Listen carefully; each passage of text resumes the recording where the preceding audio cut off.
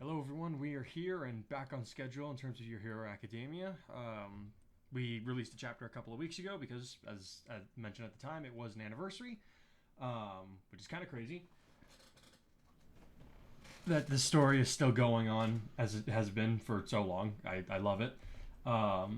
But last time we did more of a retrospect on kind of like how the story has gone throughout the last year. And now that we're back to a regular schedule, we're going to go ahead and begin on our reviews. There's a few of them to get through here.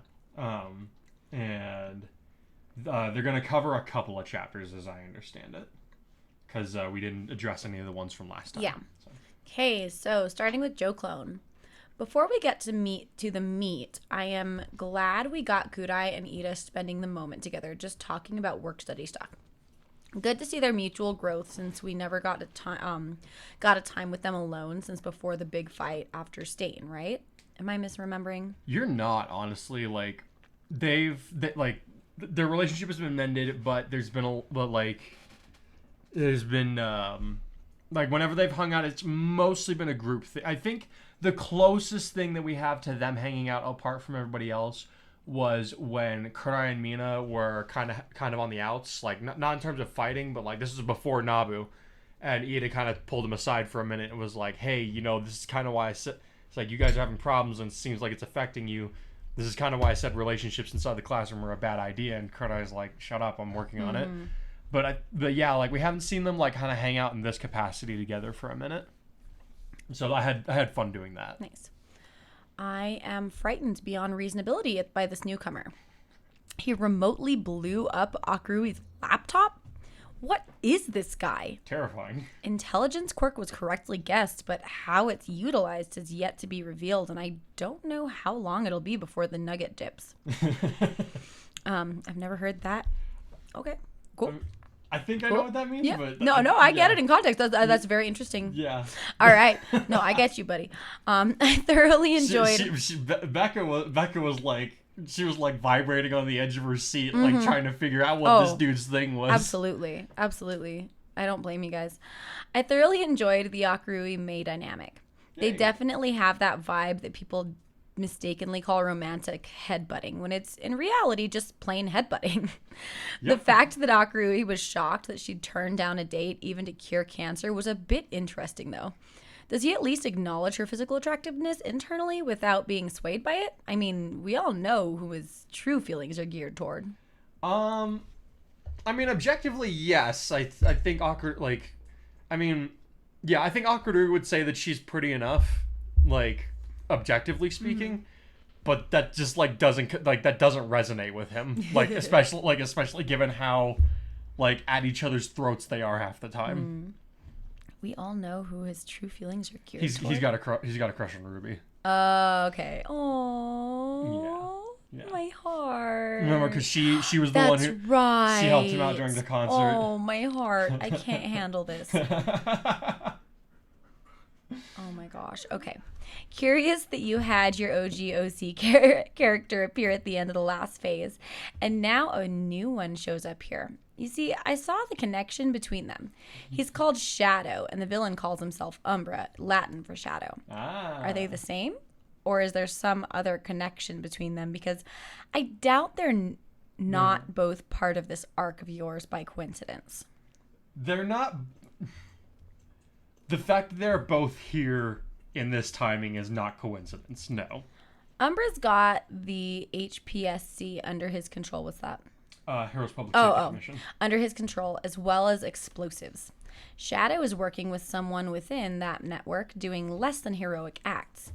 Either they're the same person or Shadow's been on this guy's trail for much longer time than we think. That's not a bad theory. I'm gonna leave you hanging on that one, but I have to say that's actually not a bad theory. I keep trying to get it sorted, but I can't help but think of the hedgehog when I call him that. Oh, wait. I think I know what. Okay, I think I know what they're quoting. So I have to do it's a very specific voice. I hope I'm doing this right. Hey Shadow, it's me, Umbra. I love you. I'm having so much fun with you. Oh gosh, now I'm thinking of more content connections outside of this. I gotta stop before my head explodes like Heezy-Keys. Until next time, Mataras. No. Okay, just for the record, it wasn't just Heezy-Keys' head exploded. It was all of him. All of him exploded.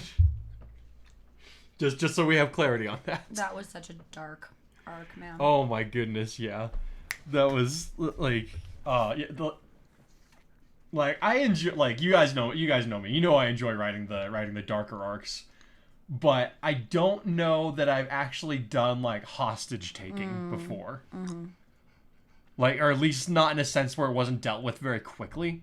Like I could say with confidence that this is like the first time where like people have taken hostages, and this isn't getting solved anytime soon.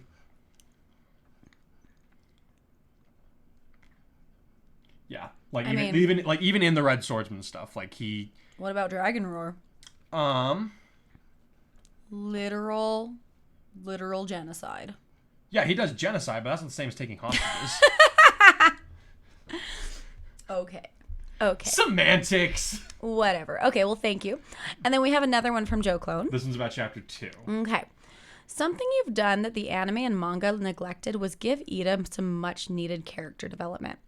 Beyond Stain, he hasn't been prominent enough in this main story for my liking. I liked how much you included Ida in this story, and this chapter is another example of the potential to be explored. I appreciate that. So, like, yeah, I agree with you to a degree. Like, honestly, like I remember in some of the earlier seasons of My Hero Academia, I was like, I kind of got the sense that there would be like another big 3 that were gonna happen. But I honestly didn't know if it was going to be... like I knew Deku would be part of, like, the big 3 cast. And for me, honestly, it was a toss-up between whether it was going to be Bakugo or Ida, who was going to be the other member of the big 3. Like, with the way the story developed and everything, of course, we know now it's like, okay, it always had to be Bakugo. Yeah. But, like, it's, like, during seasons 2 and 3 in particular, I was kind of like, season 2 and the beginning of season 3, I was kind of like, I wonder if Ida's gonna kind of, like, rise up the ranks there and, like... Because I wasn't sure what angle Horikoshi was going for with Bakugo's character at that point. Because, yeah, by that time, like, him and Deku could work together. But I kind of just thought that, like, in terms of their hero journeys, they might, like, kind of go their separate way and, like, leave it at they somewhat made peace between one another. But, of course, you know, it was brought back full circle in a really beautiful way in season 6. And now I absolutely love Bakugo being part of the next big 3. But I remember, like, at that time thinking, like, Ida could be up there with them. I thought I had the same thought, for sure. Yeah. I enjoyed meeting all of the sidekicks OCs at the Ida agency. I wish I could see their designs. By the way... I do not have enough time to draw all those designs. No way. Maybe this summer, guys. For me. He'll be working, but... By the way, I hope Scab is Recovery Girl's sister. Nope.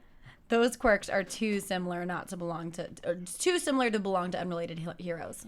I mean, no, it doesn't. Like, okay, something I hate when a cinematic universe or like a story universe gets really big is that it seems like all the talented people are either in proximity to or just related to some of the main characters. Mm-hmm. I don't like that. You know, if talent runs in the blood, you know, that's one thing. Yes, of course, there's familial traits that would be passed on, like the Weasleys, right? Like that, like they're all talented to some degree. Yeah. But I'm like, that's not an excuse for not bringing in people who are just completely unrelated, but may have similar abilities. Because that does happen. Yeah. I mean, like, are all football players and all basketball players related to one another? No, that's racist. I don't think it is. I'm just kidding. I don't I don't know. I don't think that's. No, I don't know. Whatever. It's not. Whatever. But the point still stands. It's like just because all these people like sharing this similar talent doesn't mean that they're related. Yeah. So I don't know. Like I'm gonna kind of push a little back harder on that one and be like, nope. Scab is not related to Recovery Girl in any way. Like not even distant cousins. There's no relation there. Okay. Tempest seems to be one to watch closely. I get Brother Mordo vibes from him. Mordo from Doctor Strange. Do you remember who that is? I don't. He's the other wizard that Doctor Strange is training alongside, who leaves at the end because he doesn't like the way things played out. Mm-hmm. Yeah. Yeah. Okay. Yeah. Interesting. I could see the comparison. I could see that. like Tempest isn't the mutinous type. He's just disgruntled. Yeah.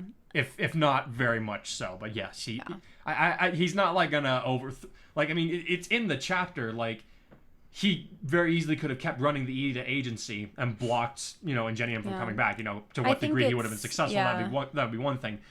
But he willingly stepped aside and was like, no, you're the better leader.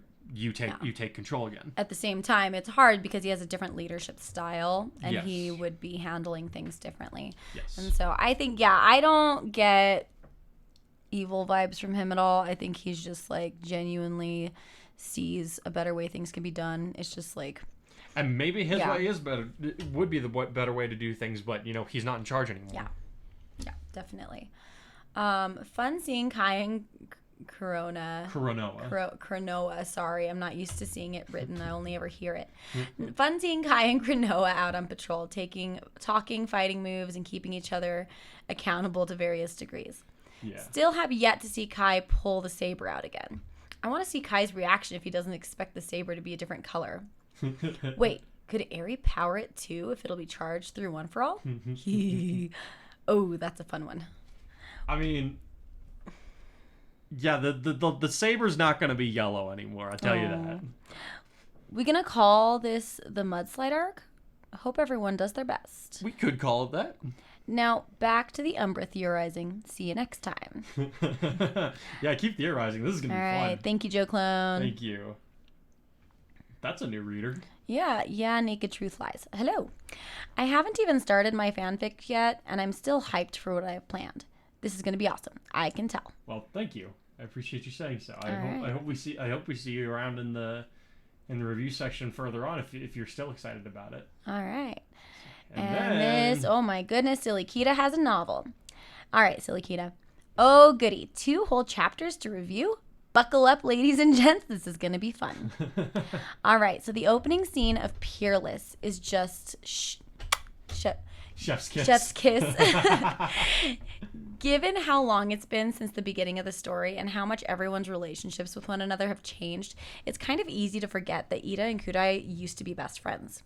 Even though they're not quite that close anymore, this was kind of cool look into how they probably used to interact outside of school hours. Yeah, honest, like that's a really good way to put. Yeah, like before UA, this is one of the ways they would have been hanging out, is like Kudai working on his bike and like Ida's either studying or helping him to some degree.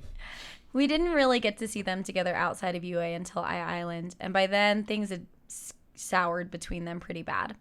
Even after they made up, it feels like most of the time there's been at least one other person who's been a part of the byplay. Seeing them hanging out like that fills me with a near sense of nostalgia. It's the best way I can put it. Okay. Aw, me too, bud. Yeah. Then again, we also get a solid look at how much they've both grown up as people. Kudai unbending his pride enough to ask someone for help in solving a serious problem, and Ida truly embracing his friend's relationship for the blessing that has been to the two of them, Kudai and Mina. And even going so far as to take the initiative to help them in their journey to become the heroes they want to be. Yeah, this is I would say this is a big step for Ida, because up to before he was against it, and then he because he made the wager and he lost, he stepped back, he stayed quiet about it for the most part. But this is like kind of the first time we see him like actively pushing them to actively pushing for them to be helped with one another, if that makes sense. Oh yeah. Like there was a quick bit during the Nabu Island arc where he told Mina this is probably where he is, go there, check on him. Yeah. But this is kind of like him like in a premeditated moment. He actively decided, I'm going to do this to help them. I love it. Yeah. All right. Akurui and Hatsume antics are amazing. Please keep them coming. I cannot get over how spicy they are with one another, and I can't help but wonder if there might be some kind of spark in there. Please don't understand me. I'm not actually shipping them. Don't misunderstand me. Unlike everyone else in the story around them, apparently. The best way I can think to put it is that they seem to have a kind of relationship where they're both single by 30 or 40, then they'll get married. But more for the tax breaks than anything. That's beautiful. You know what? That's That's actually probably a pretty good way. Honestly, that's probably a pretty good way to put it. I love it. Like, look, I hadn't thought about that, but yeah, you know what? You know what? If they're both single by the time they're 30 or 40, sure, I'll have them get married. Then or we'll something. have my best friend's wedding moment where Akurui gets engaged, and then Mei like loses her mind trying to thwart the plans. Oh my. No, sorry. I can't lose him. We have these projects that we need to finish. Exactly. That's gonna be. That's how it would go. We're just gonna replay my best friend's wedding, and Sandra Bullock is gonna be. Oh man, it's gonna be beautiful. Oh my goodness. Anyway. Sorry, that was really funny. Yeah. I could not comment on that. I certainly wouldn't call their interactions romantic in any sense of the word, but I don't know. They just have some kind of energy about them that says that they could work really well together on a permanent basis. Yeah, like, if anything, like, I can see them being business partners together kind of thing. But, you know, who knows? Yeah, who knows what the future holds, right? Side note, Akurui's psychoanalyzing Crow's quirk and using it to flex on the adults was one of my favorite child versus adult segments that I've seen in the story. That was fun to write. That was fun to write because, so in Ruby, Crow kind of goes out of his way to avoid telling people what his semblance is because, you know, as soon as they find out about it, they're put off. They don't want to have anything to do with them because, you know, he's literally bad luck. Yeah. So, like, that's why he doesn't even tell his family until it became absolutely necessary. So, but I feel like the relationship that him and Ty have, they would kind of use it as an inside joke. Just, like, it's a coping mechanism for Crow, if anything. So, to have this kid just, like, call it like it is and just kind of trounce all over them while he's doing it is kind of like, thanks, buddy. I didn't have enough drink for this. Oh, man. But, of course, I should have known. I should have known you were about to find a way to turn my smile inside out. I know that doesn't really make sense, but you know what I mean. God help them all. Just what is Umbra? Like, how did he pull over one on Nezu and Akurui at the same time? How? That whole sequence was giving me stones in my stomach and chills up and down my spine. Me too, buddy. Using Crow as the emotional setting for what to expect from the recordings was a superb choice. I say this because while we all know he drinks to bury his feelings, the fact that his true emotions were still showing through all the booze is scary enough on its own. His sheer regret and even fear were palpable even before we got to the recordings and revelations of Umbra's plan. And that's quite the mood setter if I ever saw one. Interesting. That gave me so chills. Okay, yeah, no, that... Huh. Okay, honestly, I hadn't really thought about that because, like... You're supposed to own it, yo. You're so honest. I try to be. Like, so there is a scene coming where he's gonna, like, be sober on purpose. And, like, you know, with Crow's character type, like, I feel like that's kind of one of the more effective ways to show, hey, this is how serious the situation is. But, like, that's a good point that, like, you know, even though he's, like, still at least buzzed, you know, his genuine emotions are showing throughout the... Yeah, you know, that's a good point. Like, that would be a pretty... I guess that would have to be a pretty effective mood setter. Like, honestly, I didn't think about it that way. Yeah. But, cool. No, glad you got that out of it. I did, too. I mean, I was like, dang, Crow is emotionally messed up about this. This isn't good. But Akurui. The single most terrifying thing in this entire exchange and introduction of this new villain is the fact that he took away control that our boy geniuses felt since he had... Do you want me to start reading? Yeah, because I'm sorry, my eyes are glazing out. The single most terrifying thing about this entire exchange and introduction of this new villain is the fact that he took away the control that our boy genius has felt that he had over the situation until now, and he did it slowly, in increments during the chapter instead of all at once. I'll talk about that in a minute. First, through the recordings, because you cannot tell me this person didn't predict that Crow would take the info back to UA, to Akurui and Nezu specifically. Yeah, of course they did. Then through the direct communication, followed by the remote securing of hostages, and taught by the taunting of Akurui's power/intellect, essentially being insufficient to stop what's about to happen. I have no idea who this person is, but no matter what comes next, or who this villain turns out to be when they manage to confront him directly, which I have no doubt will happen at some point, you created the perfect entrance for Akurui's antagonist. Yeah, like, how do I put this? Akadori up to this point has like been a fairly unchecked player in the game. So like there's only two ways to deal with someone like that powerful on the board. You have to do it like all at once in one overwhelming moment, or you have to do it like in a creeping way. Yeah. Like where the defeat creeps up on them. And I honestly think I kind of managed to do both with this. Like, does that make sense? Like because this person was saying like the defeat for Akadori came in stages, but at the same time it happened so like it's a long read. But if you think about it, this is happening over the course of just like a few minutes. Yeah. So like there's a creeping defeat in terms of the text, but in terms of the timeline, like that's how long it took. Yeah, I think the stereotypes are there, but for me, even though as cliche as it is, it's almost like he's got his Moriarty. And yeah, that's thinking. It's the same, absolutely. It's the same vibe when you have Sherlock and he's been cracking all these cases, no problem. There's been no concern, and all of a sudden you're pausing. Like Sherlock versus Moriarty, L versus Light from Death Note. Like, I will admit, 100% are influences here. Yeah, like they're good.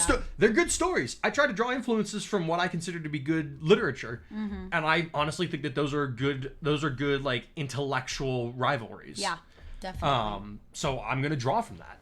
Cool. Let's see. Perfect entrance for Akadori's protagonist. I'm glad you think it went over that well. Let's see. They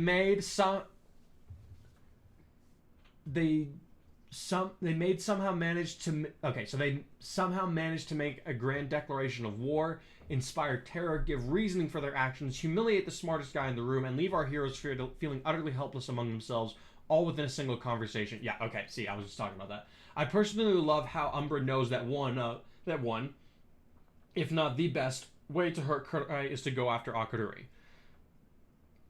That actually does beg the question. Who would Kurai be more messed up over losing, Akadori or Mina?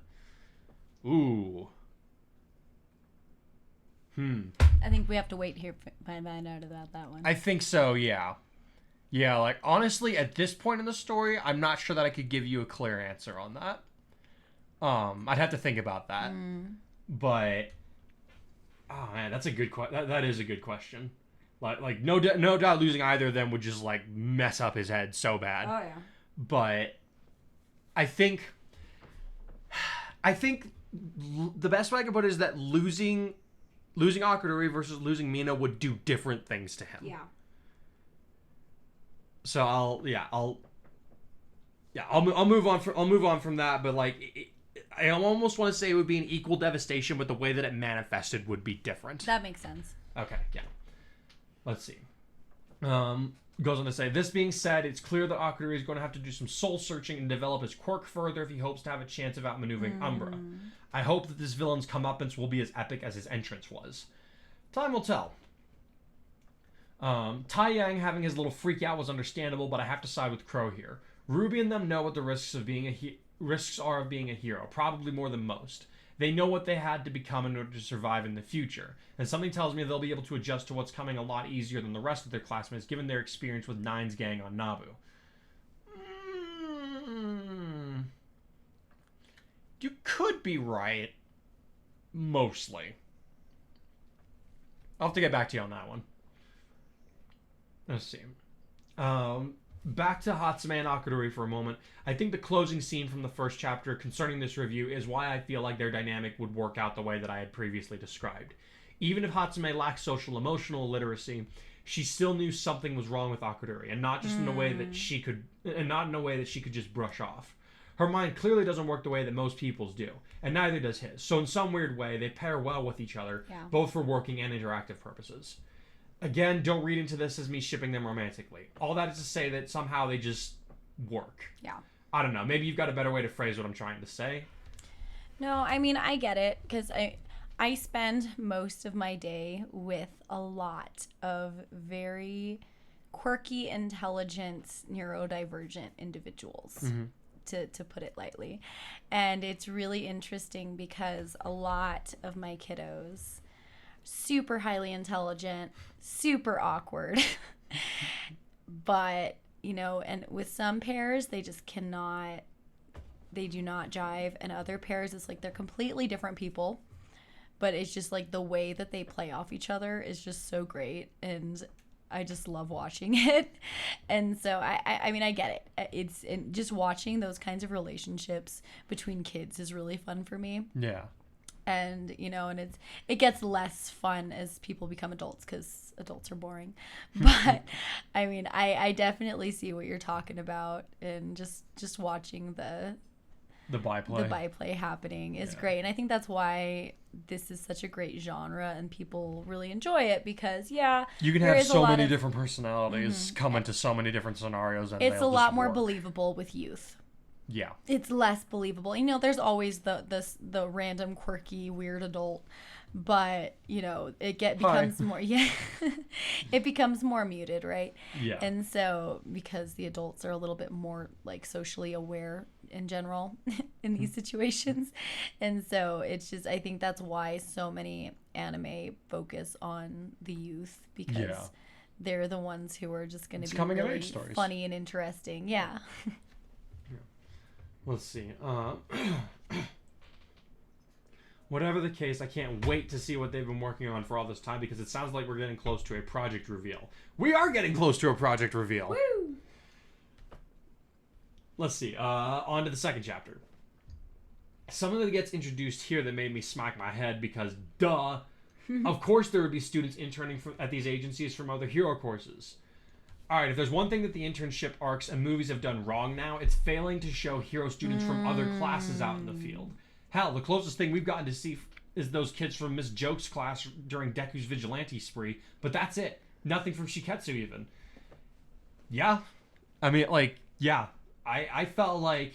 This kind of ties back to what I was saying earlier. It's like, all the main power players, like, if you're going to be even slightly important, it feels like you have to be related to them, and like either by friendship, like by the knowing same someone. Token, it's hard to tie all of these details in. It is. Like, if you think about Fairy Tail, there's 20 million characters. Yeah. All of them cannot be involved in every arc, right? No, but would it really be like?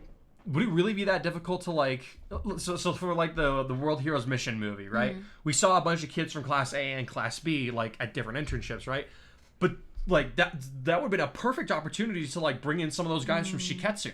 Okay. Like the wind guy and the illusion girl and the dude that's like super hairy and the one that can like, no wait, he didn't get the flesh molding guy, he didn't get a license, so no, that doesn't work.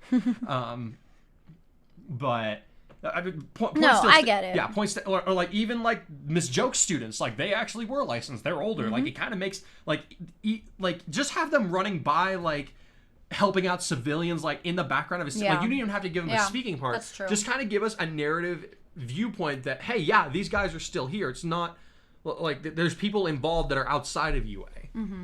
So yeah, I'm glad that it picked up on that, because like that's something that irked me as well.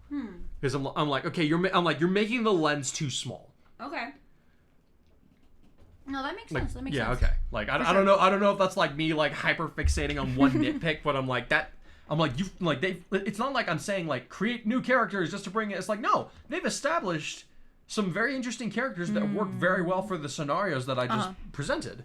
Like, you don't need to do new character designs or anything like that.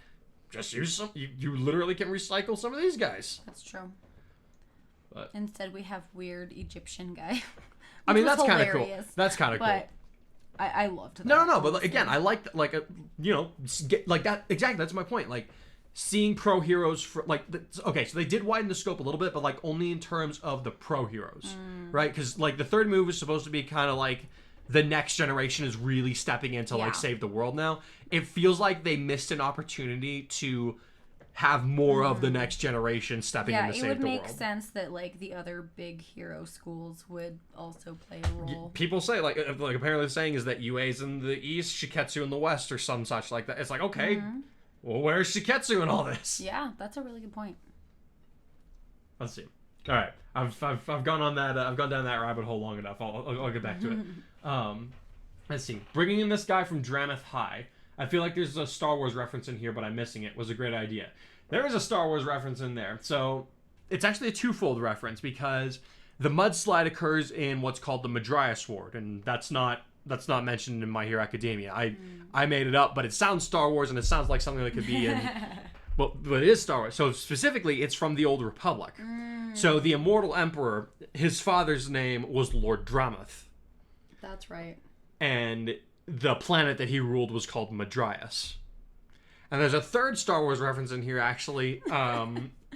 Actually, no. The third Star Wars reference is coming in this next chapter here, actually. Oh. I'll get back to. I'll cover that once we've had the chapter read. But yes, there's another old school. There's another Old Republic reference that's going to be coming up. Nice. So don't let me forget to talk about that. But yes, there is a Star Wars reference in there. Let's see. No idea what his quirk is, but the hero name Blade Runner sounds awesome. I see we're adhering to Horikoshi's theme of naming heroes after old/classic films, so it's a doubly nice touch. Yep. Thank you. Yeah.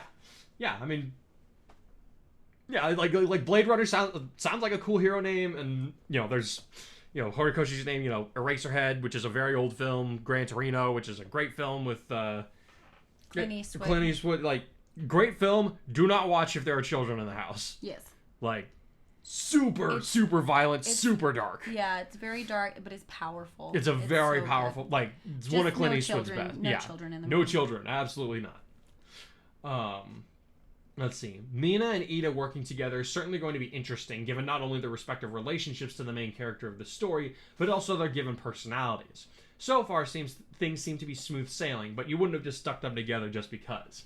You are not wrong. So many sidekicks. It's clear that you've been putting a lot of thought into these guys. They all genuinely feel as though they've existed in this world long before they came into the story, and it's great.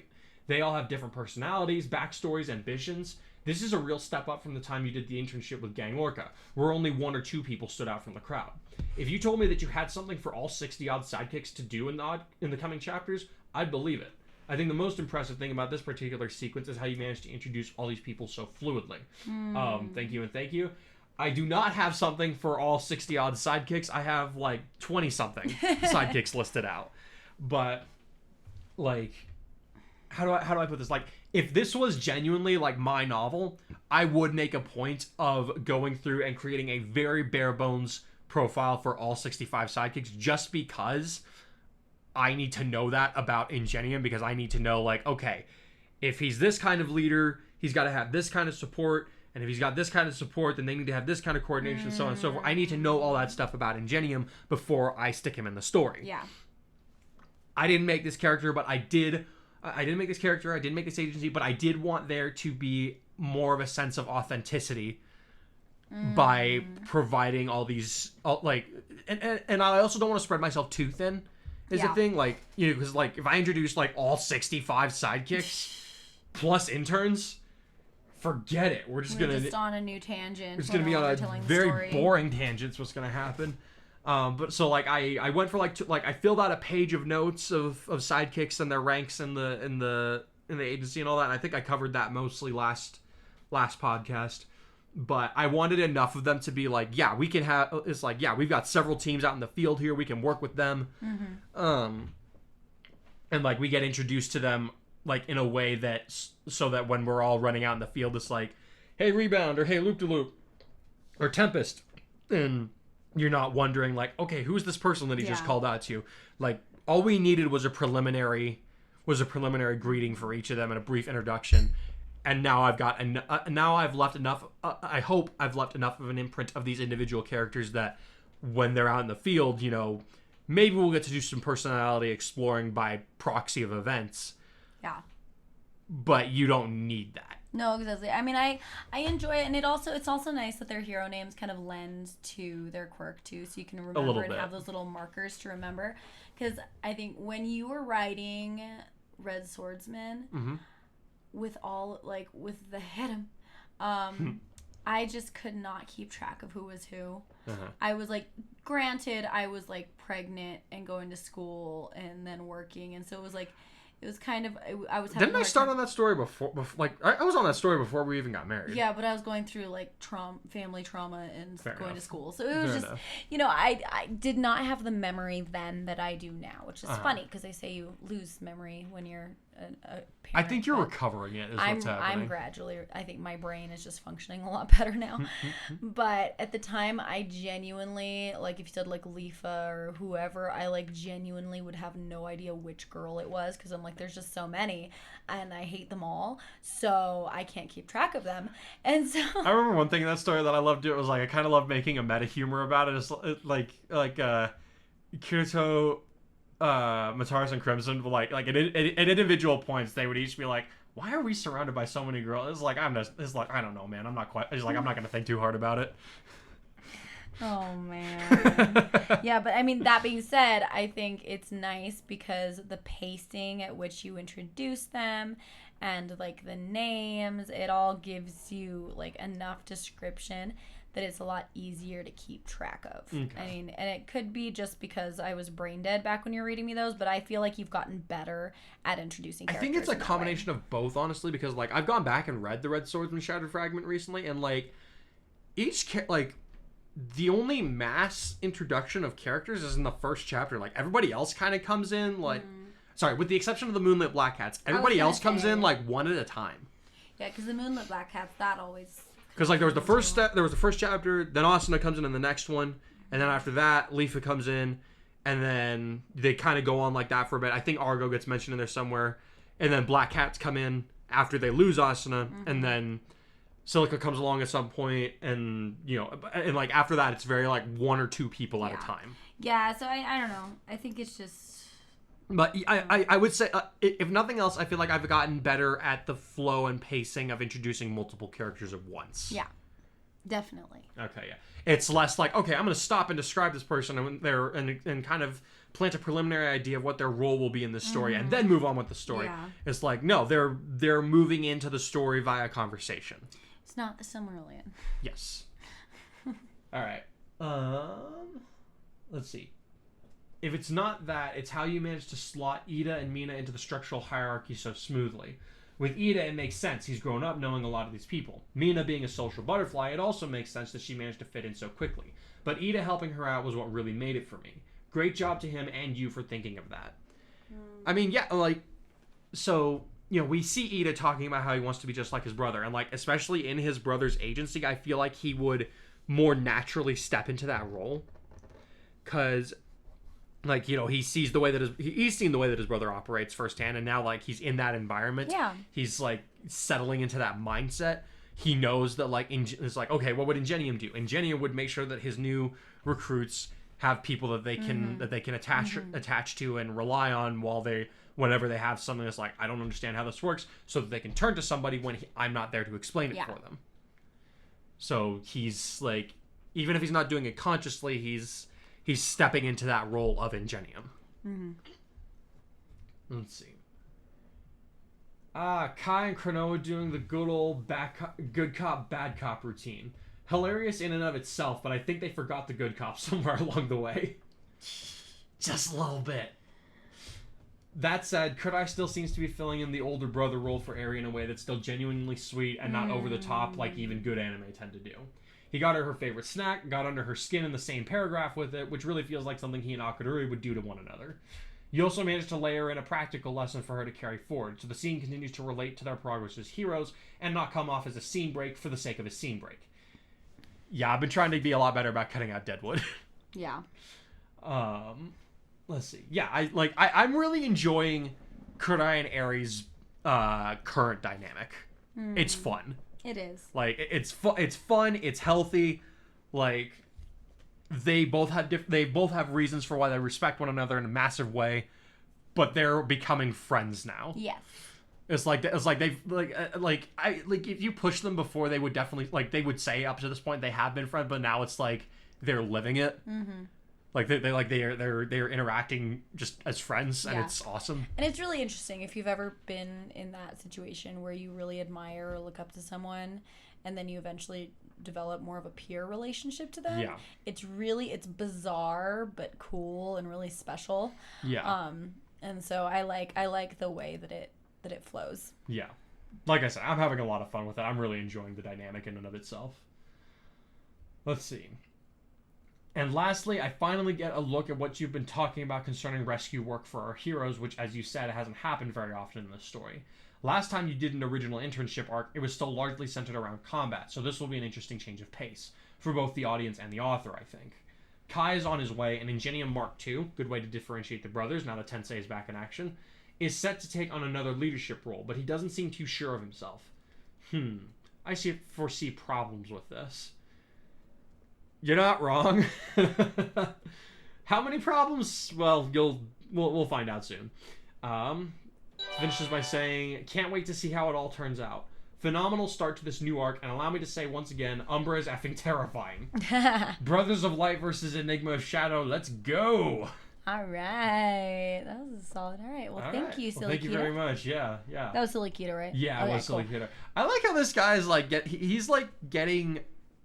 He's starting to pick up on stuff that I don't even click on. Well, that's the goal. It is. I'm like, I honestly can't tell you how happy I am that I'm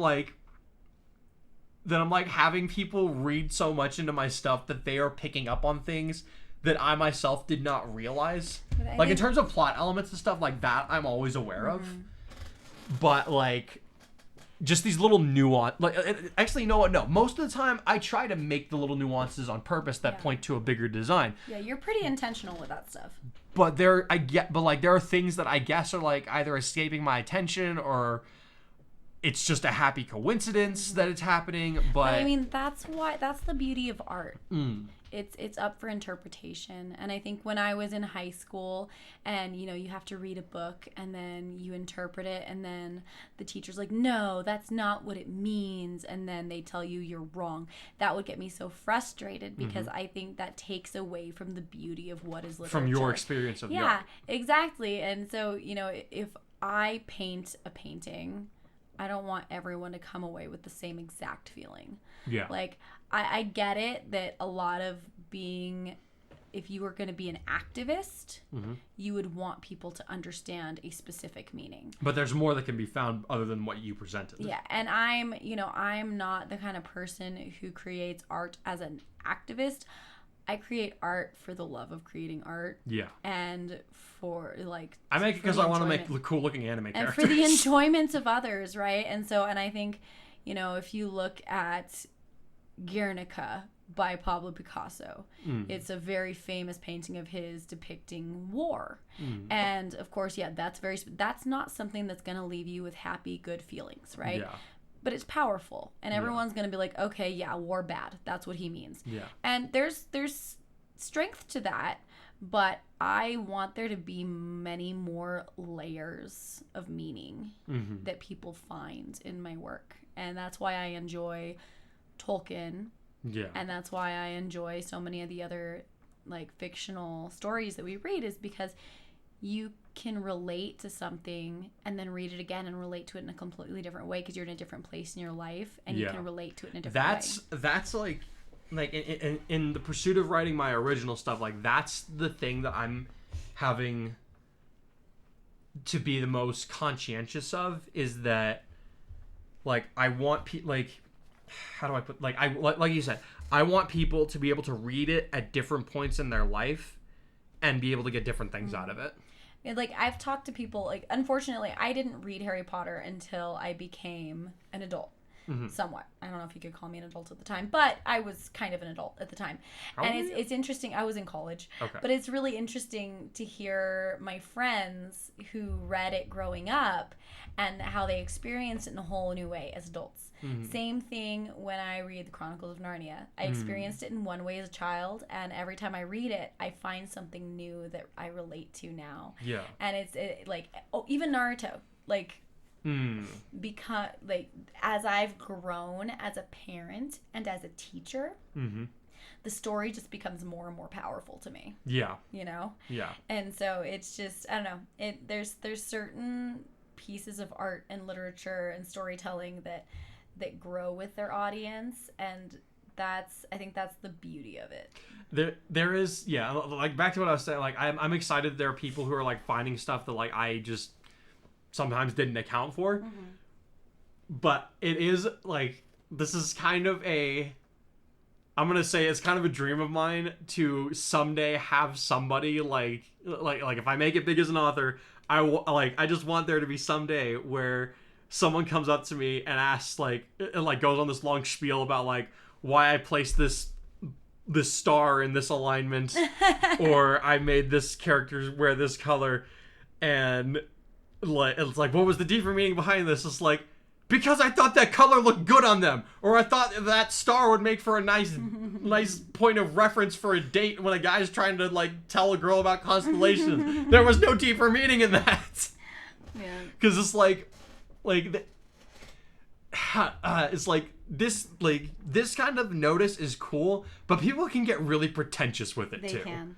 And unfortunately it's kind of a fine line to walk, and I don't know that people are like meaning to sound like kind of uppity when they do it. I think it's just it's key in academia, and going to school and majoring in the arts, you get really disenchanted with that whole thing because at the end of the day it's all pointless. And if you're sitting here trying to guess what the person was intending rather than experiencing it for yourself, then what's the point of enjoying the art to begin with? There's a difference between saying like this must be what the author intended and saying this is what I got out of this. Yeah, and I think you need to be able to draw that distinguishment for sure. And I remember after a while in college, I realized I'm like, I don't need to do any thinking about it.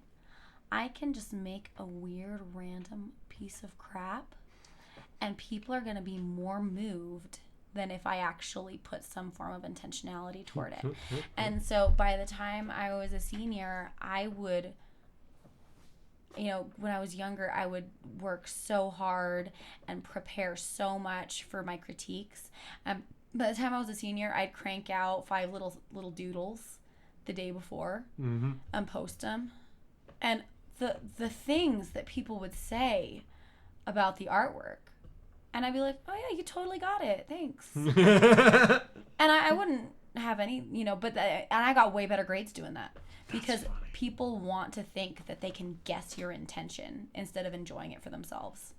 And so I just got to where I just reverse engineered it, and I'd listen to what they said and be like, oh yes, absolutely, it applies to this also, and I like the way that you noticed I added this detail for that very reason. But before anybody gets any ideas, no, that is not what I'm doing with you guys. No, but I mean, that's the thing, you're honest. Sometimes you'll be like, oh, I never thought of that. Other times you're like, oh yes, I'm glad you noticed, because you're very intentional about things when you're planting them. And so you don't cheapen it like I did, because I'm more of the lazy thinker. That's why I'm not a writer. That's why I just draw pretty pictures. And play with kids, right? So it's, there's a difference for sure. But all that being said, I'm going to go ahead and let you guys listen to the chapter now, and we'll be back to talk about the behind the scenes here in a bit. So, enjoy. I was stuck in limbo, hoping to be dead wrong. No, they took everything from me. Nothing left to see, burn it down slowly. Can't bury the truth, the past is far from dead. The chances we lose when we chose never to forget. When choices made, I thoughts the pain. The taste of blood was the beginning of the end.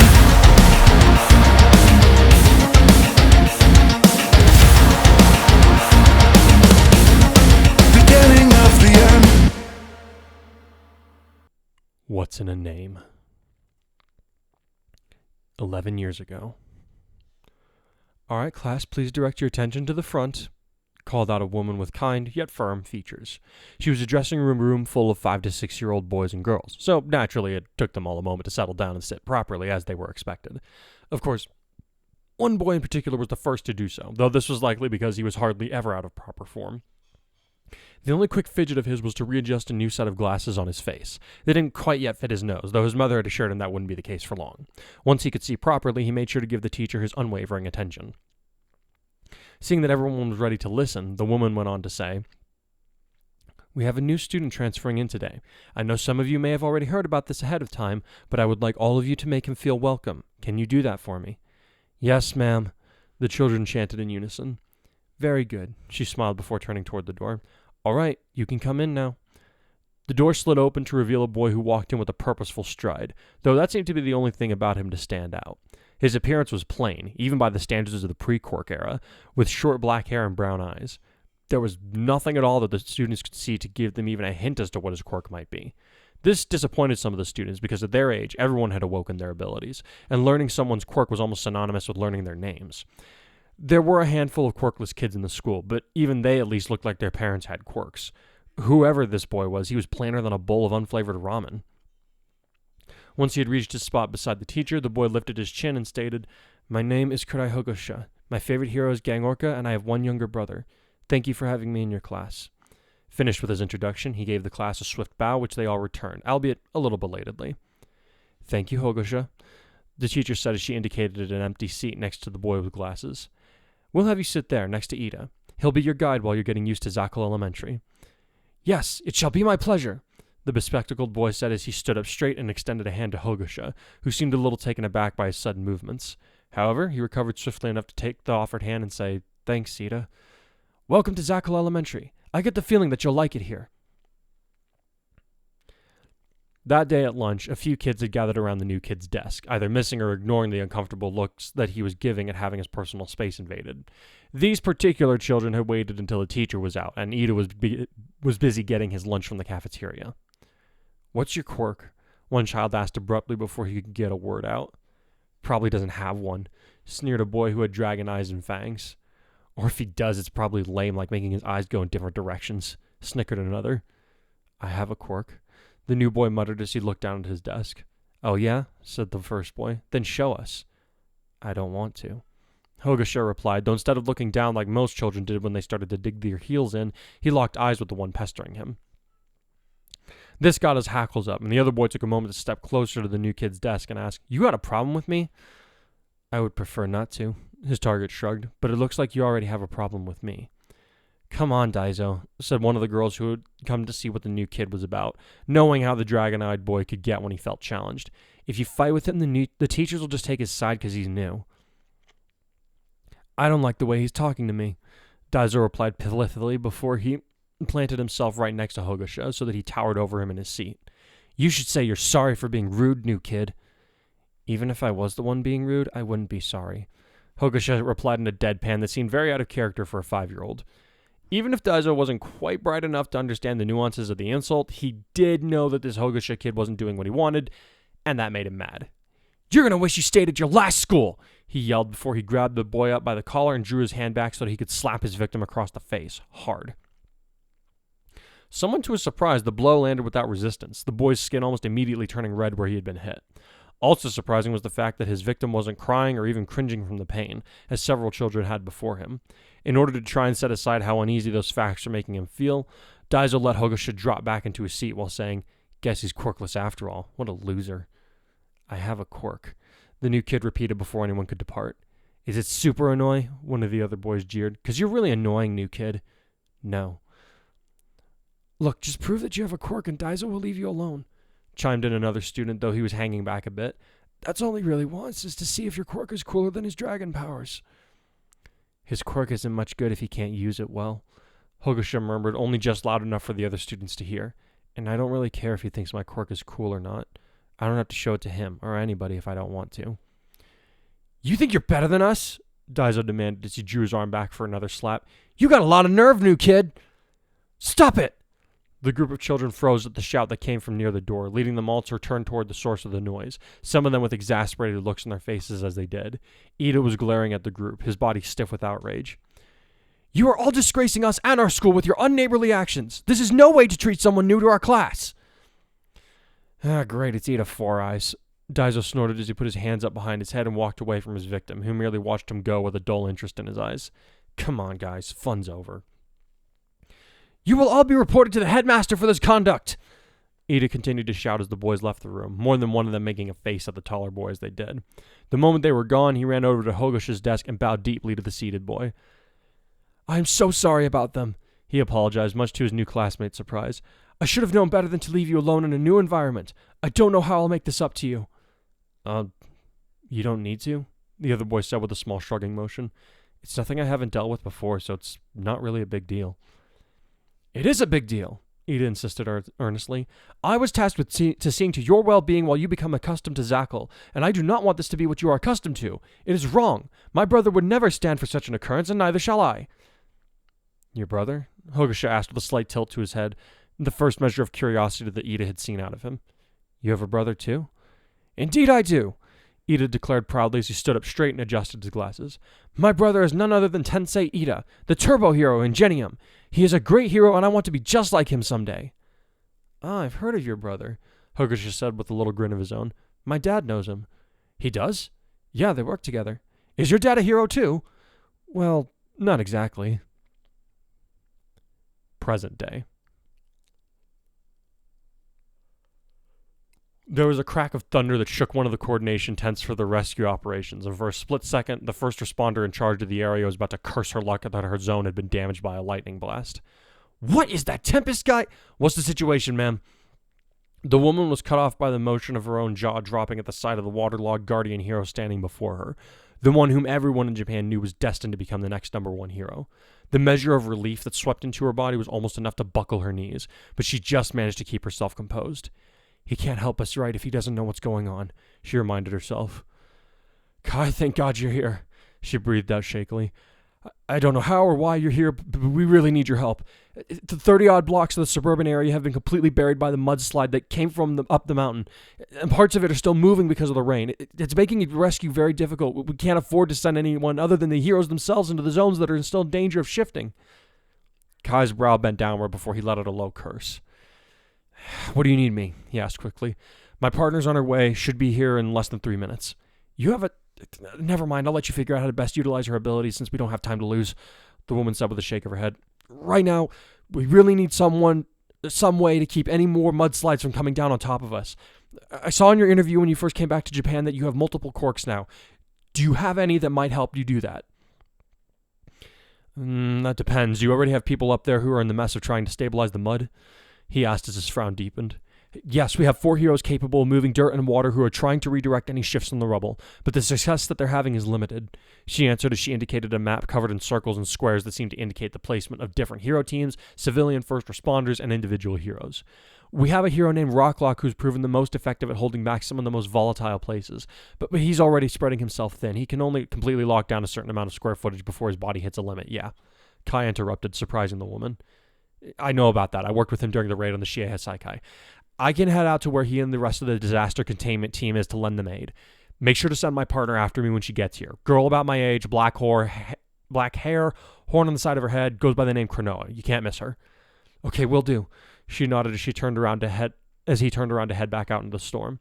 Thank you, Kai. Don't thank me yet, he said over his shoulder with a grimace. This is going to be a long few days if what I saw coming here is anything to go by. He looked like he was about to add more, but then something seemed to catch his eye behind her.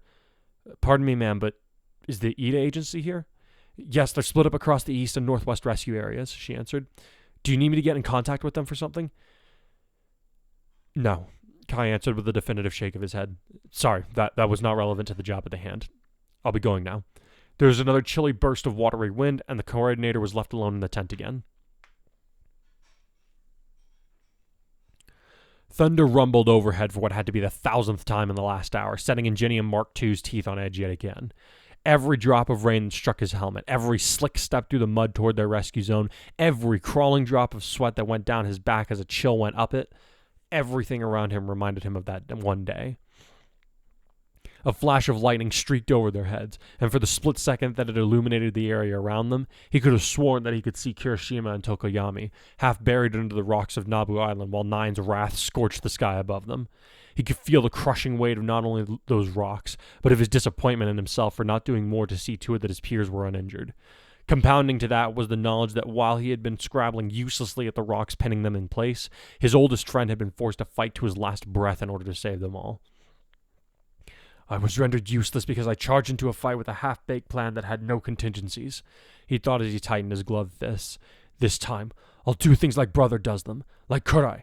I will be sure to plan for every possibility so that no one is forced to see the inside of a body bag on my watch. I won't let it happen again. Thunder crashed further up the mountain, though for how close the sound was, the light hadn't been very bright, Ingenium noted absently. Perhaps it was on the other side of the ridge so they couldn't see the flash? Whatever the case was, it wasn't important to the task at hand. Using the inner HUD that Akuru had designed for his helmet, he noticed that they were nearly at the designated search area, which had once been a small neighborhood with a library and some local convenience stores. Now all he could see were uprooted trees, massive rocks that looked far too heavy to actually be moved by anything, and mud. The collapse in this area had been so total that even the roofs of the second-story houses could not be seen. How could anyone survive something like this? Acid Queen asked in a shaken voice as she surveyed the wreckage alongside him. That's what we're going to find out, said a middle-aged heroine who went by the codename Scab. She had been with the agency since Tenya and Tensei's father had been running it, and she gave Mina a tough-as-nails vibe that made her realize that getting on in years or no, there was a good reason this woman hadn't retired from heroism yet. All right, Ingenium, what search pattern are we running? First, we need to ascertain whether or not it is possible to move through our sector safely, the armored hero answered as he continued to look around. I won't tolerate a single loss or an injury from any of you, so we cannot afford to be hasty. Just allow me a few moments to think about this. Ashley Queen let out a sound of confusion. She looked over at some of the other sidekicks, who simply shrugged in response. Turning back to her classmates, she decided to ask, You know there's no way to guarantee that we'll all be okay, right? This isn't the classroom. We can't go over every hypothetical before we head out on the mission. The mission is right here, right now, and there are people who might literally be under our feet who need our help. We gotta get with the program, man. What she said, Cheetah called out. Come on, Tenya, these people don't have any time. We gotta move it. Stow it, intern. Scab snapped, causing Acid Queen to flinch and take a half step back. You too, Hisoka. The team leader is yet to make his call, and until he does, we remain on standby. Whatever happens in the interim is on him, so I'm sure he'll use his time wisely. By the time she had finished what had started out as a reprimand for the two women, she was looking at Ingenium with hard eyes that served to warn him he wasn't off the hook either. One look at her classmate after that, and Ashley Queen knew that he was sweating bullets in his armor. Come on, she thought as she looked around impatiently at the rain-soaked landscape. Come on, pull yourself together, Tenya. I think, the larger boy began, then stopped. It would be prudent if... No, wait, that would mean... He's stuck on a loop, she realized. She and her friends had seen it happen several times before. Similar to how Izuku would sometimes spiral down into a muttering storm, Tenya had a tendency to get stuck in circular reasoning when presented with a problem that fell outside of his expectations, especially when it came to moral dilemmas. I'm going to start digging over there if nothing else, she announced as she started toward a dip in the wet earth. He may need time to make a plan, but we also need to do more than just stand around. We're heroes, right? We got to do something while we're out here. Ashido, don't go off on your own, Ingenium shouted as he grabbed her by the shoulder to keep her from getting away. Wandering off all but guarantees that you'll be lost, or worse, injured without any way of telling us that you need help. I cannot allow that. But you can allow people to suffocate and die beneath our feet while you worry about scenarios that might not even happen? She growled as she pulled away, Cheetah moving to follow her with a grin on her feline features. You do what you need to do, but I'm not standing around and waiting until the people you're planning to rescue are beyond our ability to save them. Scenarios that might not happen, Ingenium replied as he yanked off his helmet so that she could see how strained and bloodless his face had become.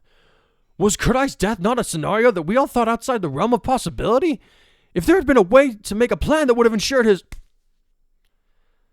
Ingenium's eyes were practically bugging as he registered the ringing in his ears and the sting of pain on his cheek. The other sidekicks, even Scab, had a similar look on their faces as they watched Acid Queen's hand drop from where she had left it after slapping her class president across the face as hard as she could.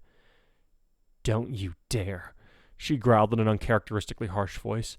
Don't you ever use his death as an excuse for your shortcomings! Not done venting her anger, she gave him a hard shove, which actually succeeded in knocking him onto his rear, while he could only look up at her in a stupor. If there had been a plan that could have prevented his death back then, we all would have jumped on it, she now screamed.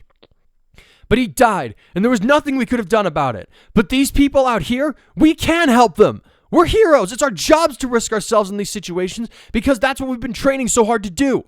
We didn't choose this line of work to play it safe. If you can't remember something that basic, why are you even here? With that, she turned her back on the stunned boy and said over her shoulder, I'm heading out, plan or not. That said, I won't object to having some backup, so now's your chance to come with. Then she took off on her acid skates, followed quickly by Cheetah, who dropped to all fours in order to keep pace with her. Not long after that, Stuntman was bounding after the two girls, shouting for them to wait long enough for him to catch up, which seemed to go unanswered. Idiots, get back here! Rebound called after them, looking torn between wanting to run after the trio and staying with his commanding officer. Ingenium, what do we do about this? I start searching the immediate area in pairs, the shaken boy said as Scab moved to help get him on his feet. Make your way northwest and west as you head for higher ground. Try to survey things from high up and report anything you find unusual. Don't ever travel alone in a place like this. Listen for the sounds of someone in distress and focus your efforts on finding the stores in the area. They were open when the mudslide hit, so they would have had the largest concentration of trapped people if they were buried, and should thusly be given priority. I'll search with my clones, so I don't need a partner, Loop-de-Loop told their leader, who nodded a little absently as he massaged his reddening cheek. If I can make a suggestion, sir, stay with Scab. Her ability to seal up wounds should pair well with your quirk, enabling you to get those in need of medical attention to safety as quickly as possible. Yes, he stuttered. Thank you. I'll do that. Guess that means you're with me, Shroud. Rebound grinned as the girl gave her friend a deadpan glare. Come on, we got ladies to save in this mess. You're such a creep! What? He called out as he moved to follow the spirited heroine. I'm just saying, it's not like this place was only inhabited by guys. There's practically every guarantee there's going to be some ladies that we're going to have to rescue during this whole mess. Ugh. Hey, kid, Scab said as she scooped Ingenium's helmet and put it into his hands, a blank look still on his face. Tenya, hey! The sound of his name seemed to get his attention, so when Scab was sure that he wasn't spacing out, she frowned and told him, obviously Pinky was out of line, but she wouldn't have had to be if she wasn't right about everything she just said. You should have thought of what to do on the way here, and if you weren't confident in what you would be able to, you should have said something to Tensei. But no! Ingenium shouted as he shook his head and then slammed his helmet back in place. No, I have to do this. I cannot betray my family's expectations, nor those of my classmates, and especially not when Kurai has worked so much harder than me to keep everyone safe. He cut himself off as he drew in a deep breath and squared his shoulders before saying, Let's go. We need to find any people who might be nearby, and if we have time, Ashido and those who went with her. You don't plan on ordering them back here right now? Scab asked as she held up one of the radios that they had each been given to use in the field for the mission. Ingenium sighed as he started to jog, choosing only to say, They know how to call us if they need help. Me telling them to stay here didn't help before, so I doubt it will now. All right, kid, Scab sighed. It's your call, but when this is over, you, me, and Tensei are going to have a little sit-down. Something about the way she was saying that made the young hero that it was going to be a nice conversation for either Ingenium.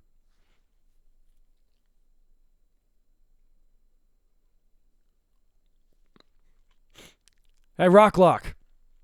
The named hero looked up in surprise just in time to see a familiar figure land a few feet away, wearing a grin as he did. Got room for a rookie? As long as that rookie is one of you guys from UA, that's cool. He answered with a slightly sheepish smile of his own as he looked the younger colleague up and down. Wow, you hardly look like the kid who took on Chisaki. But if that really is you, I'm glad we have your help. This whole day's been a mess. What can I do to help? Kai asked as the two of them sobered their expressions. Command has asked me to help divert the flow of land if it shifts again. Do you have any places you think that might happen? Man, it's all over the place with this damn thing. Rocklock groaned as he gestured at the altered mountains around them. The rain hasn't stopped, which keeps soaking the dry ground that gets exposed, and then because that stuff ain't settled yet, it all just starts over and over again. I'm at my limit, to be honest. I don't know that I got another one in me if the ground starts moving. All right, I have an idea, Kai muttered as he tapped his chin thoughtfully. It'll require me being off the ground, though, so I won't notice any tremors that happen until the rubble starts moving. And I need to be aware of things before that happens. Can you be my feet on the ground? Yeah, but what's that going to do? Rocklock asked with a raised eyebrow. And how are you going to stay up in the air? Can you fly now? When Kai simply raised his own eyebrow, the older hero shook his head and said, Man, I saw the news about you coming back with new powers, but, well, no use complaining about it, I guess. You can fly and you got a game plan. I got a radio. You need the frequency? Already loaded it up. Kai grinned as he tapped his scouter while he began to levitate upward. I'll give it a test run here in a moment. For now, just keep feeling for any shifts on the ground. Tell the other heroes nearby to be ready to coordinate with us. The more feet I have on the ground, the better it'll be. All right, Rocklock said uncertainly. What exactly are we doing?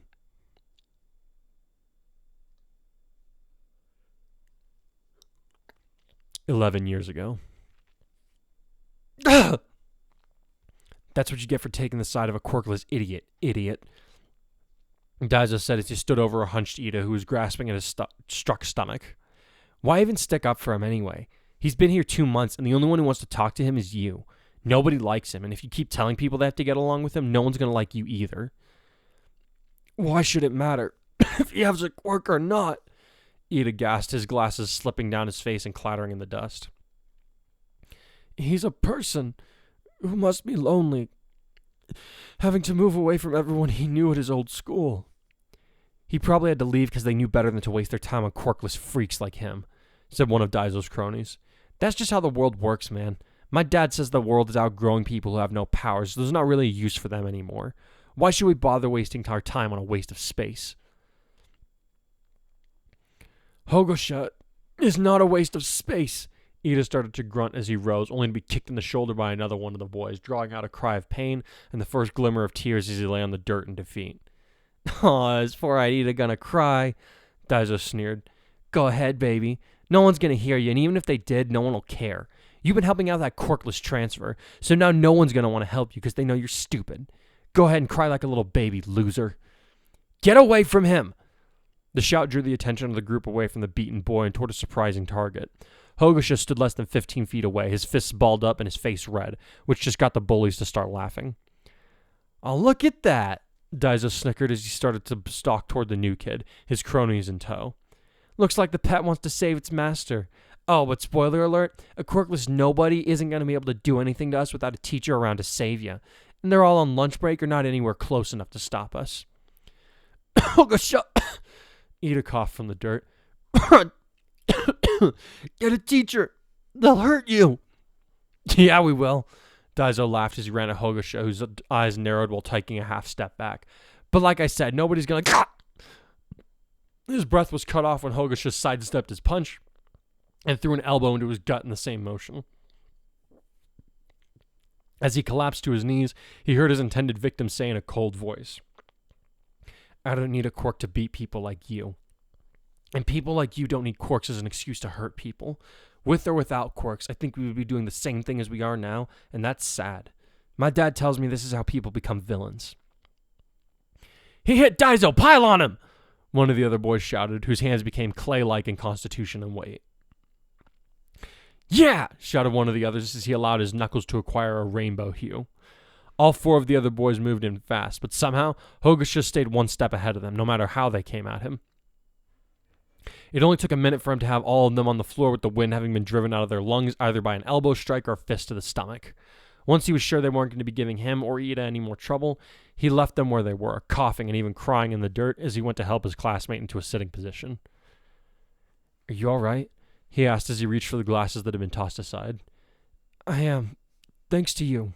Ida nodded as he grimaced at the state of his lenses, scratched and the frames bent horribly out of shape by someone's foot. Oh dear.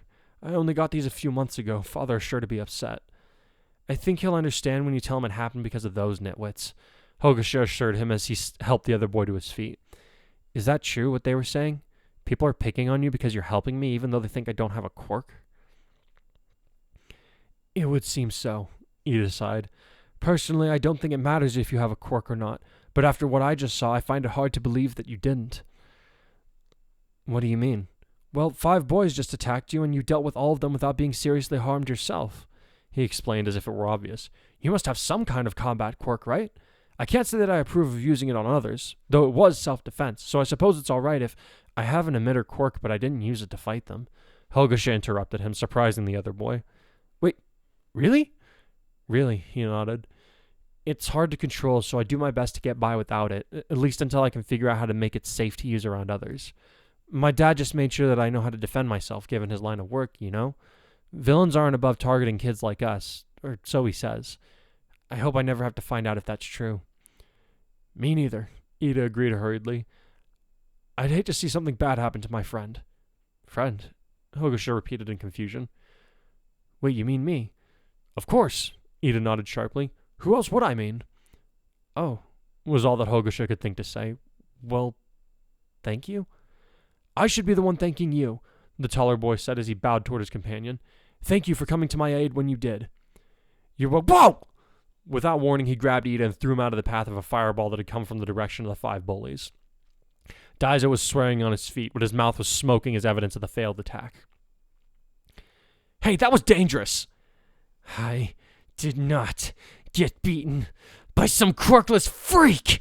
the boy shouted as he ran at them, his reptilian eyes wide with hate. "For the last time," Hogasha grunted as he took a ready stance. He narrowly avoided Daiso's next fire blast while growling, "am not." The second Daiso was in range, he lashed out with a brutal sidekick that had the force of his entire body colliding with the other boy's own forward momentum, which resulted in him vomiting his lunch and then collapsing where he stood. "Quirkless!" Then he remained standing over his defeated opponent, breathing hard as he looked down on him with disgust. "I don't need my quirk to beat you anyway," he muttered as Ida watched him with something like awe in his foggy eyes. "I'm going to save my quirk for better things than bullies like you." Present day. "Hey, it's okay," Ashley Queen said with what she hoped was a reassuring smile to the crying child who was half buried in the mud that had swallowed up her house. The poor kid looked to be bleeding something fierce out of her side, from what the pink heroine could see. In fact, she was probably still alive only because of the pressure that the wet earth had been putting on her body. She would need first aid the second she was free of the debris. "We're going to get you out of here, I promise." "How we looking?" Cheetah asked as she bounded over, her feet hardly making a sound while she did, even in the muddy conditions. Her ears were pinned back, and the fur on her neck was ruffled as she regarded the wailing child, which Ashley Queen realized was probably because of her sensitive hearing. The other heroine's tawny gold fur was caked with so much mud and blood that one might have mistaken her pelt for that of a black panther's, but there had been no time for such luxuries as a wash to get rid of themselves of such filth. Mina didn't even want to think about how she must look after how long they had been in the field, pulling injured people from the rubble and unearthing sodden corpses from the muck. Though if the inky black mixture of blood, grime, and other bodily filths that had made their way onto her arms and uniform were anything to go by, she estimated it would take something like a week-long bath before she would ever feel clean again. Even with the rain falling as it was, the filth had managed to entrench itself into what felt like every fiber of her costume and skin. Her hands were actually somewhat free of such stains, having been more or less scourged by her quirk's constant use. "You got a first aid kit on you?" the pink girl asked her teammate while she continued to smile at the little girl and moved to hold her hand. "I used the last of my supplies on the guys down the block earlier." "Got you covered." Cheetah grinned as she held out a new satchel for the other heroine. "Figured you'd need some after that last run. Make sure you're always stocked up on supplies before you rush out in the field." As the two of them began to work to extricate the little girl from the rubble of her house, Ashley Queen reflected on how the last few hours had sometimes seemed like an eternity, while other moments seemed to flicker by, faster than even she could keep up with. The two of them, along with stuntmen, had been working rapidly to ferry any injured civilians they could find back to the emergency response station closest to their rescue zone. They had caught glimpses of some of the other members of Ingenium Mark II's team, but since they didn't really feel like talking to the others following their split off the main group, they hadn't bothered to reach out yet. They had all been working the entire night without so much as a coffee break, and it felt as though they'd hardly made any progress, even having rescued nearly 60 people. Ashley Queen attributed that feeling mostly to the fact that they had uncovered more corpses than living people. The first body she found in one of the damaged houses had been so badly mangled at first, she didn't even realize what it was that she had found, but when she did, she'd immediately become sick. This had led to Cheetah dragging her away so she didn't have to see the grisly remains and telling her to sit for a few minutes while she kept looking for other survivors in the area. "I won't let you sit around for long, but the first time I saw this kind of thing working with Ingenium, he made me take a breather," she told the shaky intern. "Probably one of the only times I listened to somebody telling me to stop for a minute, and I'm glad that I did. Hate to tell you, but this won't be the only time you see something like this, and you're going to need to get used to it real quick going by the look of this place." With that, she had left Ashley Queen to sit in the rain, facing away from the roof of the house they had managed to find. It had taken the pink girl a few minutes to get herself sorted, and by the time she was angry at herself for reacting the way she had.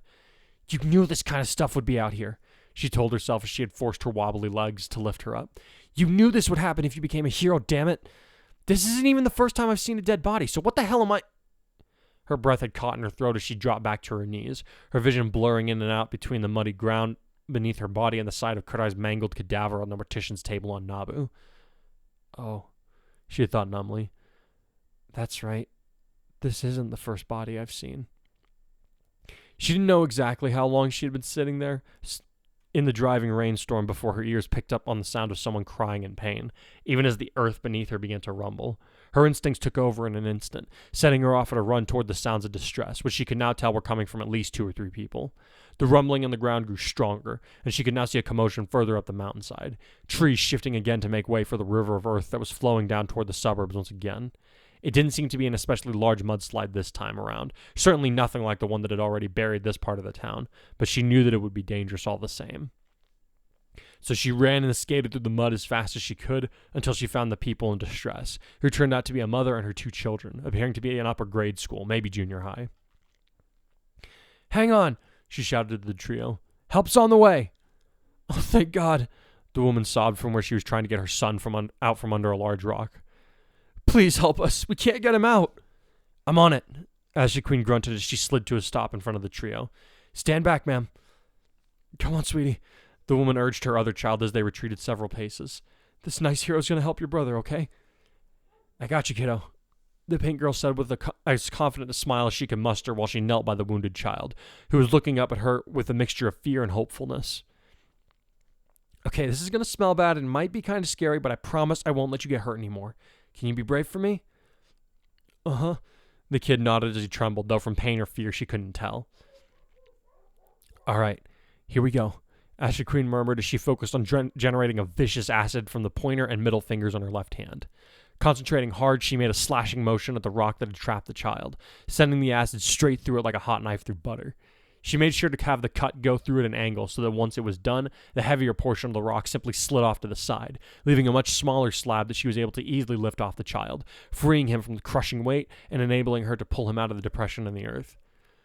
"Thank you, Miss Hero," the child cried as he was dragged away, his legs too damaged to allow him to move on his own. "I thought I was gonna miss the mudslide," the mother shouted as she pointed up the mountain. "It's coming again!" Ashley Queen nearly cursed aloud as she remembered the movements that she had seen on her way over, but remembered at the last moment that such an action was not going to win her any favors in the present situation.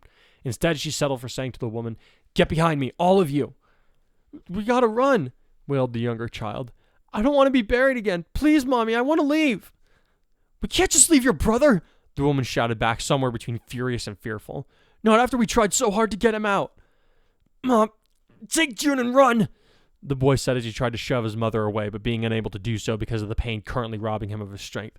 "I won't be the reason that all of you die. Get out of here." "Nobody's dying on my watch," Ashley Queen shouted, even as the rumbling on the ground drew near and the trees nearby began to shift once again. The 3 civilians were then admittedly startled by the desperate, borderline madness in the girl's eyes as she placed herself firmly between them and the oncoming wave of earth. "I won't let it happen in front of me. Never again." As if nature intended to disagree with her, the mudslide chose that moment to break through the forest boundary, buffeting them with the sound of the raging earth. Ashley Queen glared at the oncoming storm and grit her teeth as she readied her own fearsome powers. "If I ever see another thunderstorm in my life, it'll be too soon," she growled as slime began to drip from her arms. "Acid Rampart!" An acrid-smelling solvent exploded from her body, forming a massive barrier that instantly incinerated the rubble that had been menacing the group only moments ago. The mud that was beyond her acid's reach moved on, unmolested, but no dirt, trees, or even solid rocks were able to get through her defensive maneuver. It only took a few seconds for the ground to stop moving around them, but it felt like an eternity to the 3 civilians who watched the girl protecting them with awe. As soon as she was sure that there would be no more sudden shifts, Ashley Queen shut off her quirk and then turned toward her rescuers with a cheeky grin on her face.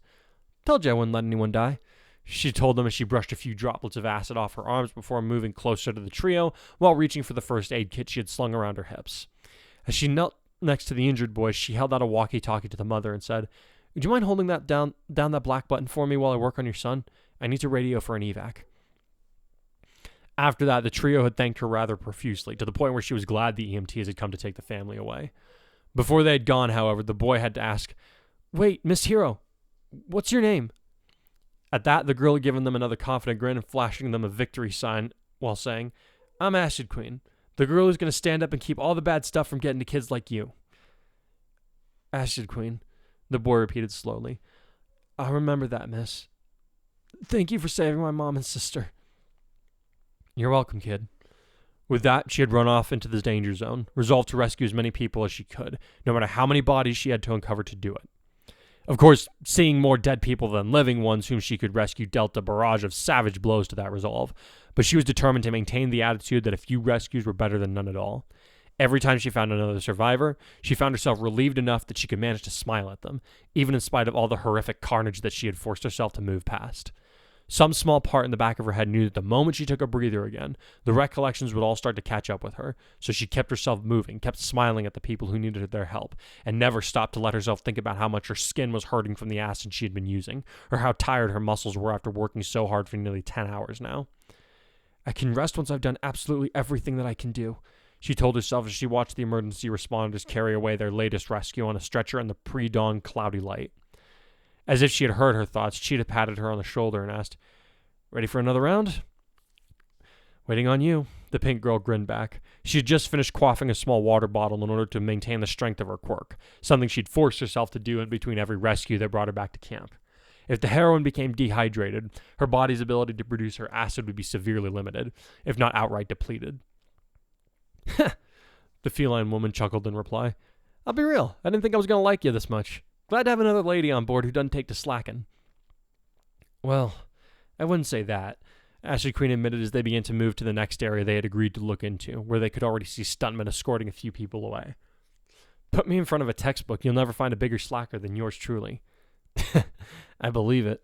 Cheetah grinned again. "Never really had a problem with learning stuff. It's just the sitting still part that gets to me. I remember I used to..." The woman suddenly paused, her ears perking up and her nose twitching as she sniffed at the air. "We got trouble," she suddenly growled as she looked up at the mountain, of one of the more sheer parts that had remained largely unaffected thus far. "I can hear the animals in that direction going ballistic. Something big's about to happen." As if to confirm her declaration, the pair could see a multitude of birds departing the area she had referenced. "We gotta radio it in," Ashley Queen said as she reached for her walkie-talkie. "What hero team's handling that area?" Cheetah beat her to it by pulling out her own radio and barking into it. "Iron Soldier Agency! You're about to get a huge shift in your area. I repeat, expect a mudslide in the next few minutes." Almost before she had sang so, there was a resounding crack that echoed throughout the ruined landscape before a huge portion of the mountain above the cliff face that started to shift and roll down the rocks. At their distance, it didn't appear to be moving all that quickly, but the two heroines had seen several times in the last few hours that once someone was in the immediate vicinity of the landslide, it was no contest as to what was faster, the angry earth or the injured people that they were trying to rescue. Add that to the fact that this landslide was far larger than any of the other ones that they had seen today, and it was enough to drain the blood out of both their faces as they realized that whoever was in that zone was about to get buried with the same volume and force as the suburbs already below them had been. "Holy shit, we don't have time for your vulgarities, Rebound!" Engineer Mark II shouted before his peer could complete the expletive. "That mudslide is going to border with our evacuation zone if not come directly into it. We need to start heading over to make sure that our comrades are not caught up in it, or failing that, rescue them from calamity." "We'll handle this evac. You go make sure that Cheetah and Ashley Queen didn't get buried," Loop-de-Loops called out from next to Scab. Or was that one of her clones? The younger Ingenium knew there was a way to tell her replicates apart from the original, but he didn't have time to recall the information right that second. "Very well," he acknowledged. "Rebound, Shroud, you're with me. Scab, I'll update you via radio as soon as we find our friends." "Good luck, kid." Before the trio had taken 10 steps in the direction of the mudslide, there was a blast of lightning that struck the ground right in front of the rapidly moving earth, which caused Ingenium to skid to a stop with wide eyes from within his helmet. "Hold on, is that... What's the holdup?" Rebound asked as he and Shroud looked at him with confusion. "We gotta... Just watch," their current commander replied as he pointed at the mountainside where the lightning had struck. "The situation is being well handled, I assure you." "You ready up there?" Chrono asked into her earpiece as she watched the rubble charge toward her with reckless abandon, intent on annihilating the rest of the suburbs and the people working to evacuate them. Her back was to the open air, her feet right at the edge of the cliffs overlooking the town that was still reeling from the initial landslide. She couldn't have taken a full step backward without falling off the cliff. "I am now," she heard Kai tell her, which put a smile on her face. "After the initial move, I might need your help, though." "You got it," she said before she lowered her hand and allowed the full might of One for All to flow throughout her body, lighting up the mountainside with her brilliant bioelectricity. Taking a solid stance, she drew her right arm back, even as the mudslide came close enough to touch her. "Detroit! Smash!" she screamed, sending her fist skyward, and the entire sum of the mudslide along with it. Down below, Cheetah and Acid Queen watched with wide eyes as the charging Earth's course was changed very suddenly and very violently. It almost looked like a volcano had gone off above them, except that instead of hot lava, the mountain was spewing forth solid rock and dirt. The feline heroine could only watch and wonder what on earth had just happened, but the pink girl had a slightly different reaction. She could feel tears of relief sliding out of her eyes as a new smile worked its way onto her face while she thought, "Are you two ever going to stop saving me?" Even though she hadn't seen the telltale signs just yet, she knew that these days, where the white lightning was coming from a hero, dark thunder was sure to follow. "I take back what I said earlier," Rocklock shouted at Kai, who was watching the dirt cloud that had erupted from where Cronoa had gone a moment ago. "You UA kids are insane!" One for All's gear shift, he thought while ignoring the other exhausted pro. "Thunderclap and flash," he growled as he felt the power of the second preparing to be unleashed in his body. "Threefold!" And just like that, he was gone in a blast of black lightning that streaked into the storm of earth that had yet to even begin its descent, disappearing into the maelstrom as the resulting thunder deafened everyone in the immediate vicinity. It was so loud that Rocklock and the other heroes who had been working with Kai to hold the moving dirt all night nearly missed what happened next. From within the shroud of earth, there were two more flashes of black energy that caused nearly the entire mass to fly out toward the nearby sea at breakneck speed. Even when it seemed as though some of the mudslide would indeed return to its intended destination, there was another flash of white bioelectricity and an air burst that cleared out the last of the debris, sending it on a course after the rest. The heroes could only look on in awe as they watched Kai catch up Cronoa by slinging her arm over his shoulder and using his black whip to provide a couple of points for her to stand on as he slowly levitated them back to the ground. "How's the arm?" he asked her when they touched down on solid ground. He noticed her inspecting the aforementioned limb, which appeared to be undamaged in spite of her use of One for All's full power. "Perfectly fine, thanks to Akarui." She grinned while effortlessly flexing her fingers. Turning to him, she then added, "I should really be asking you that. I'm assuming the gear shift was a success?" It was hard for my brain to keep up with what my body was doing, but it got the job done. He nodded with a satisfied smile of his own. Using Black Whip nonstop for the last few hours did not help, but I suppose the results speak for themselves. Gear Shift, as Kai had recently discovered, was the second user's power, and it granted him the ability to greatly enhance the speed of anything or anyone he touched, including himself. During the time of the second, the quirk had not been anywhere near as powerful as he had just demonstrated, but it still did nothing to damage his body like One for All could if he used it at full power. Thus far, he only combined Gear Shift with up to 60% of his maximum strength, as anything faster would leave him unable to react in time if he accidentally set himself on a collision course, at least until he had more practice. Something that could be considered a downside to the quirk was that it did very little to affect the actual power of his strikes, just the impetus properties. Even so, the quirk's utilization vastly increased his speed to the degree that the move Kai had just utilized pretty much allowed him to move at a rate comparable to 150% of All Might's power. This had been done because while he required a great amount of speed for what he had in mind, he couldn't afford to be unleashing full power wind blasts that would result from a use of Fa Jin in this area, as it could not only affect the ground below him, but also the skies above, where any number of planes could be flying above the cloud cover. They weren't exactly close to Haneda, but the sudden and violent changes in wind pressure in the atmosphere could certainly put pilots and their passengers in danger, even at this distance. Thus, he had only utilized a greater portion of his strength at the individual moments of impact, which had certainly reduced the amount of wind and lightning that one might expect from his show of force. It had been nothing less than a great surprise to the Guardian hero when he had received instructions for the quirk's use from the second in a recent dream, brief though they were, and after which the man himself still refused to talk to him.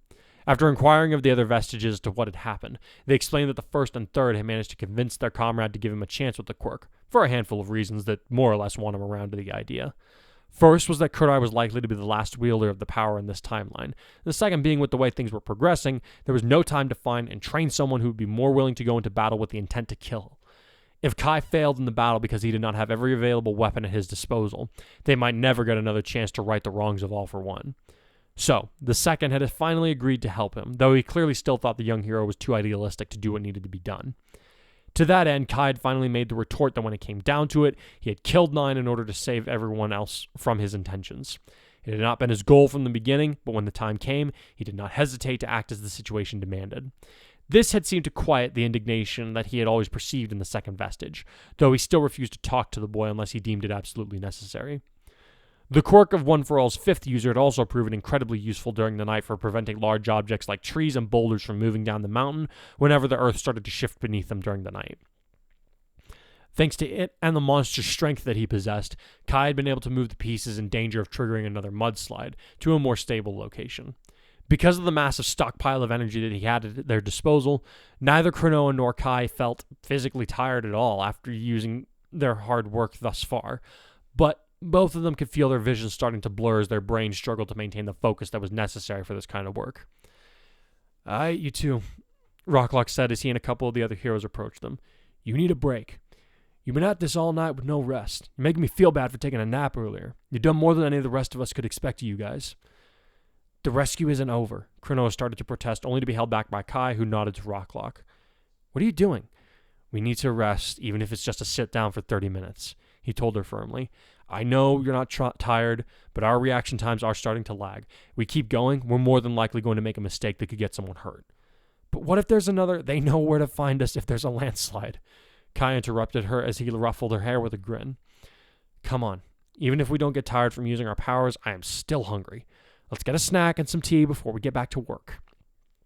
Cronoa looked at him with a shrewd gaze out of the corner of her eye before she asked, "Are you hoping that we'll run into Acid Queen Wumbo down there?" "I would not complain if it did, but I honestly just want one of those pork buns I saw back at base camp," he admitted as he started pulling her along with him. "Come on, kid. Let's get to it." "I'm the same age, if not older than you," Cronoa protested as Kai led her away. Rocklock watched them go, something nagging in the back of his mind as they did. "I don't remember seeing this girl with them UA kids before, but she looks awfully familiar." "Hey, Rocklock," called a hero who went by the name Kickoff, interrupting his train of thought. "Just got word from the base camp. They're worried about the B7 area and they want us to lock it down. You coming?" "Yeah, on my way." He nodded as he ran to catch up with the other heroes, lingering thoughts of Cronoa already having vanished from his tired mind. "Man, I saw the videos about Kanto, but..." Shroud let out a whistle as she and the other two heroes watched the dust flying away from the town. "Your friend sure lives up to his name, huh, Tenya?" "Yes, he certainly does," Ingenium agreed readily, though the heroine could see that there was more to it than that for him. He confirmed it when he looked down at himself and said in a lower tone, "He's always known how to live up to the name that he chose for himself. My name was given to me by someone who fully embodied its ideals, and even showed me how to live it myself. And yet at the first moment of trouble, I could only..." "Tenya, buddy," Rebound said to cut him off. "I know you're having some kind of existential crisis right now, but we still got people to save. Save the freaking out for break time or after this whole mess has been dealt with." Ingenium stared at him for a moment before he shook himself and said, "Right. Apologies for my distraction. You are right. Our work is far from done out here." "There's the robot we all know and love." Rebound chuckled, which managed to draw a smile out of Shroud. Not that she'd ever let their agency's resident heartthrob know that he'd managed to pull it off. Set the station like the rage consume you, and like a wildfire burning through you. Building a cover from confetti and confessions. Maybe there will be a lesson in the rubble when it's through.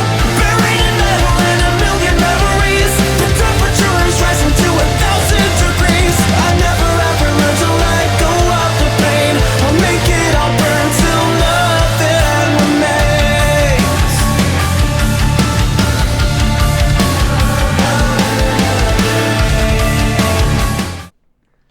All right. So, what do you like? As far as my original ideas for incorporating to the story go, I feel like this one's shaping up all right.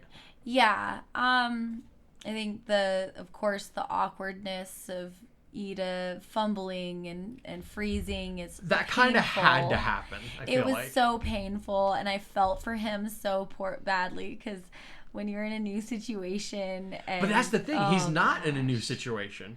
Like he did. Like if you think about it, he did more with less on Nabu. Yeah, but it's also he's got this anxiety of living up to his family, and all of a sudden, spotlight's on him. Before he was in his element, he was with the people he worked with. Yeah. Now he knows these people. He knows of these people. But he looks up to them. He's not expecting to be in charge of them. Yeah, and I mean, anytime you're presenting to people who you look up to, it's a little bit scary. Yeah. And my gosh. It was like the conversation between him and me at the beginning was very tricky to write because you want to get the sense that she's like trying to cajole him into it at first. And but like she's also aware of like, okay, we do not have time to be wasting like standing around here. So she's like, okay, if he's not gonna get the ball rolling, somebody needs to. Yeah. Like somebody needs to do something. So she's like, all right, I'm gonna. She's like, and might I add, she's like doing a very basic step. Like she's like, I'm just gonna do what we were sent here to do. She's like, I'm literally gonna go check over there. And then Ida freaks out and is like, no, we can't. He's like, we have to have a plan that we don't deviate from, otherwise bad things are gonna happen. And then she starts pushing back on it. Yeah. And it's just, oh my gosh. Then it escalates very quickly. And then he puts his foot in his mouth because he's nervous. And then she gets angry. And I'm like, here's something that's interesting that I doubt people will have remembered. But I don't know if this is canon, but in this canon, Mina's afraid of thunderstorms. Oh. So she's already on edge with all of this. And what happened last time we encountered a thunderstorm in this story? Exactly. So, like, that only made it worse for her. But, like... And, like, I don't think she, like for a while, it's not even a conscious thing for her. It's probably like, eventually she clicks on it, she's like, oh, this is happening. But, for, like, at the beginning, at least, she's not aware of it. But, like, that, like, I was talking earlier about how, like, you know, authors should know every little thing that they can, that is possible about their characters. Well, obviously, Mina Ashido's not my character. Like, at this point in this canon, I feel like she's shifted enough to where, like, I should know these little things about her. And Kurai and, like, any of the rest of them. Yeah. Like, and, like, and again, it was something that I had established earlier. Like, because this actually came up, if I'm not mistaken, during her birthday chapter. Because Kurai was supposed to take her dancing. But there was a thunderstorm that was happening, so, like, plans to travel outside of school kind of got canceled, and so he set something up for her instead. But the other girls blindfolded her, and she makes a comment about she's like, "Hey guys, I hate thunderstorms, so either take this off of me or I'm gonna melt it." And like she's joking, but you kind of get like, and no pun intended, you kind of get the acid that's kind of in those words. So like it's a little thing, but you know, I try to be deliberate about those things. So like, even if it's not immediately obvious, like just being in this situation, like even if she was in this situation with Kurai, she might be a little more snappy about it. Yeah. So like it's not, it didn't become anything personal against Ida until he was like trying to use like Kurai's death as like his excuse for why he was behaving that way, and then she. Then she lost it. Then she lost it and was like, okay, that's gonna take a minute to repair. And then Cheetah, unsurprisingly, takes off with Mina. Yeah, like, and Cheetah, this is actually our first like proper look at Cheetah, because we had talked about her in the last chapter, and we kind of see her briefly like at the meeting at the end of the previous chapter, but this is like the first time we see her like with a speaking role. Yeah. So like very quickly you kind of get like, oh, okay, this is the kind of person she is. I want to say her personality, and admittedly, like I'm going to say her quirk somewhat is based off of one of the three Beasketiers from that time I got reincarnated as a slime. do you know which one I'm talking about? Sophia? I do. Yeah. Yeah, she's like a white tiger or something in that. Here I was like, all right, I had a thought to have an animalistic person in Genium's agency, just because like, you know, there's a lot of people with animal type quirks out there. There's got to be at least, he's got 65 sidekicks, there's got to be at least one. And then I thought about it, I was like, you know, her personality's kind of fun. This seems like a good place for her to be slotted in. So, you know, I need somebody with a Spitfire attitude who might just go off and do things on her own. Booyah, here we go. There we go. Yeah. And, like, having, like, her and Mina would get along very well, I feel like, even without these circumstances. But because of the way that things have lined up, you can tell they're going to be working together pretty good. Definitely. Like, what was I gonna, like, if... Basically, the way I kind of have it worked out, like, there's a half idea in the back of my mind. I don't know if I'll play this out or not, but I'm kind of toying with the idea of, like, once Cheetah goes pro, if she goes pro on her own, like, before Mina graduates high school, she might ask her on as, like, an intern or a sidekick. Yeah. So then, like, that could be kind of fun. Oh, yeah. So, yeah.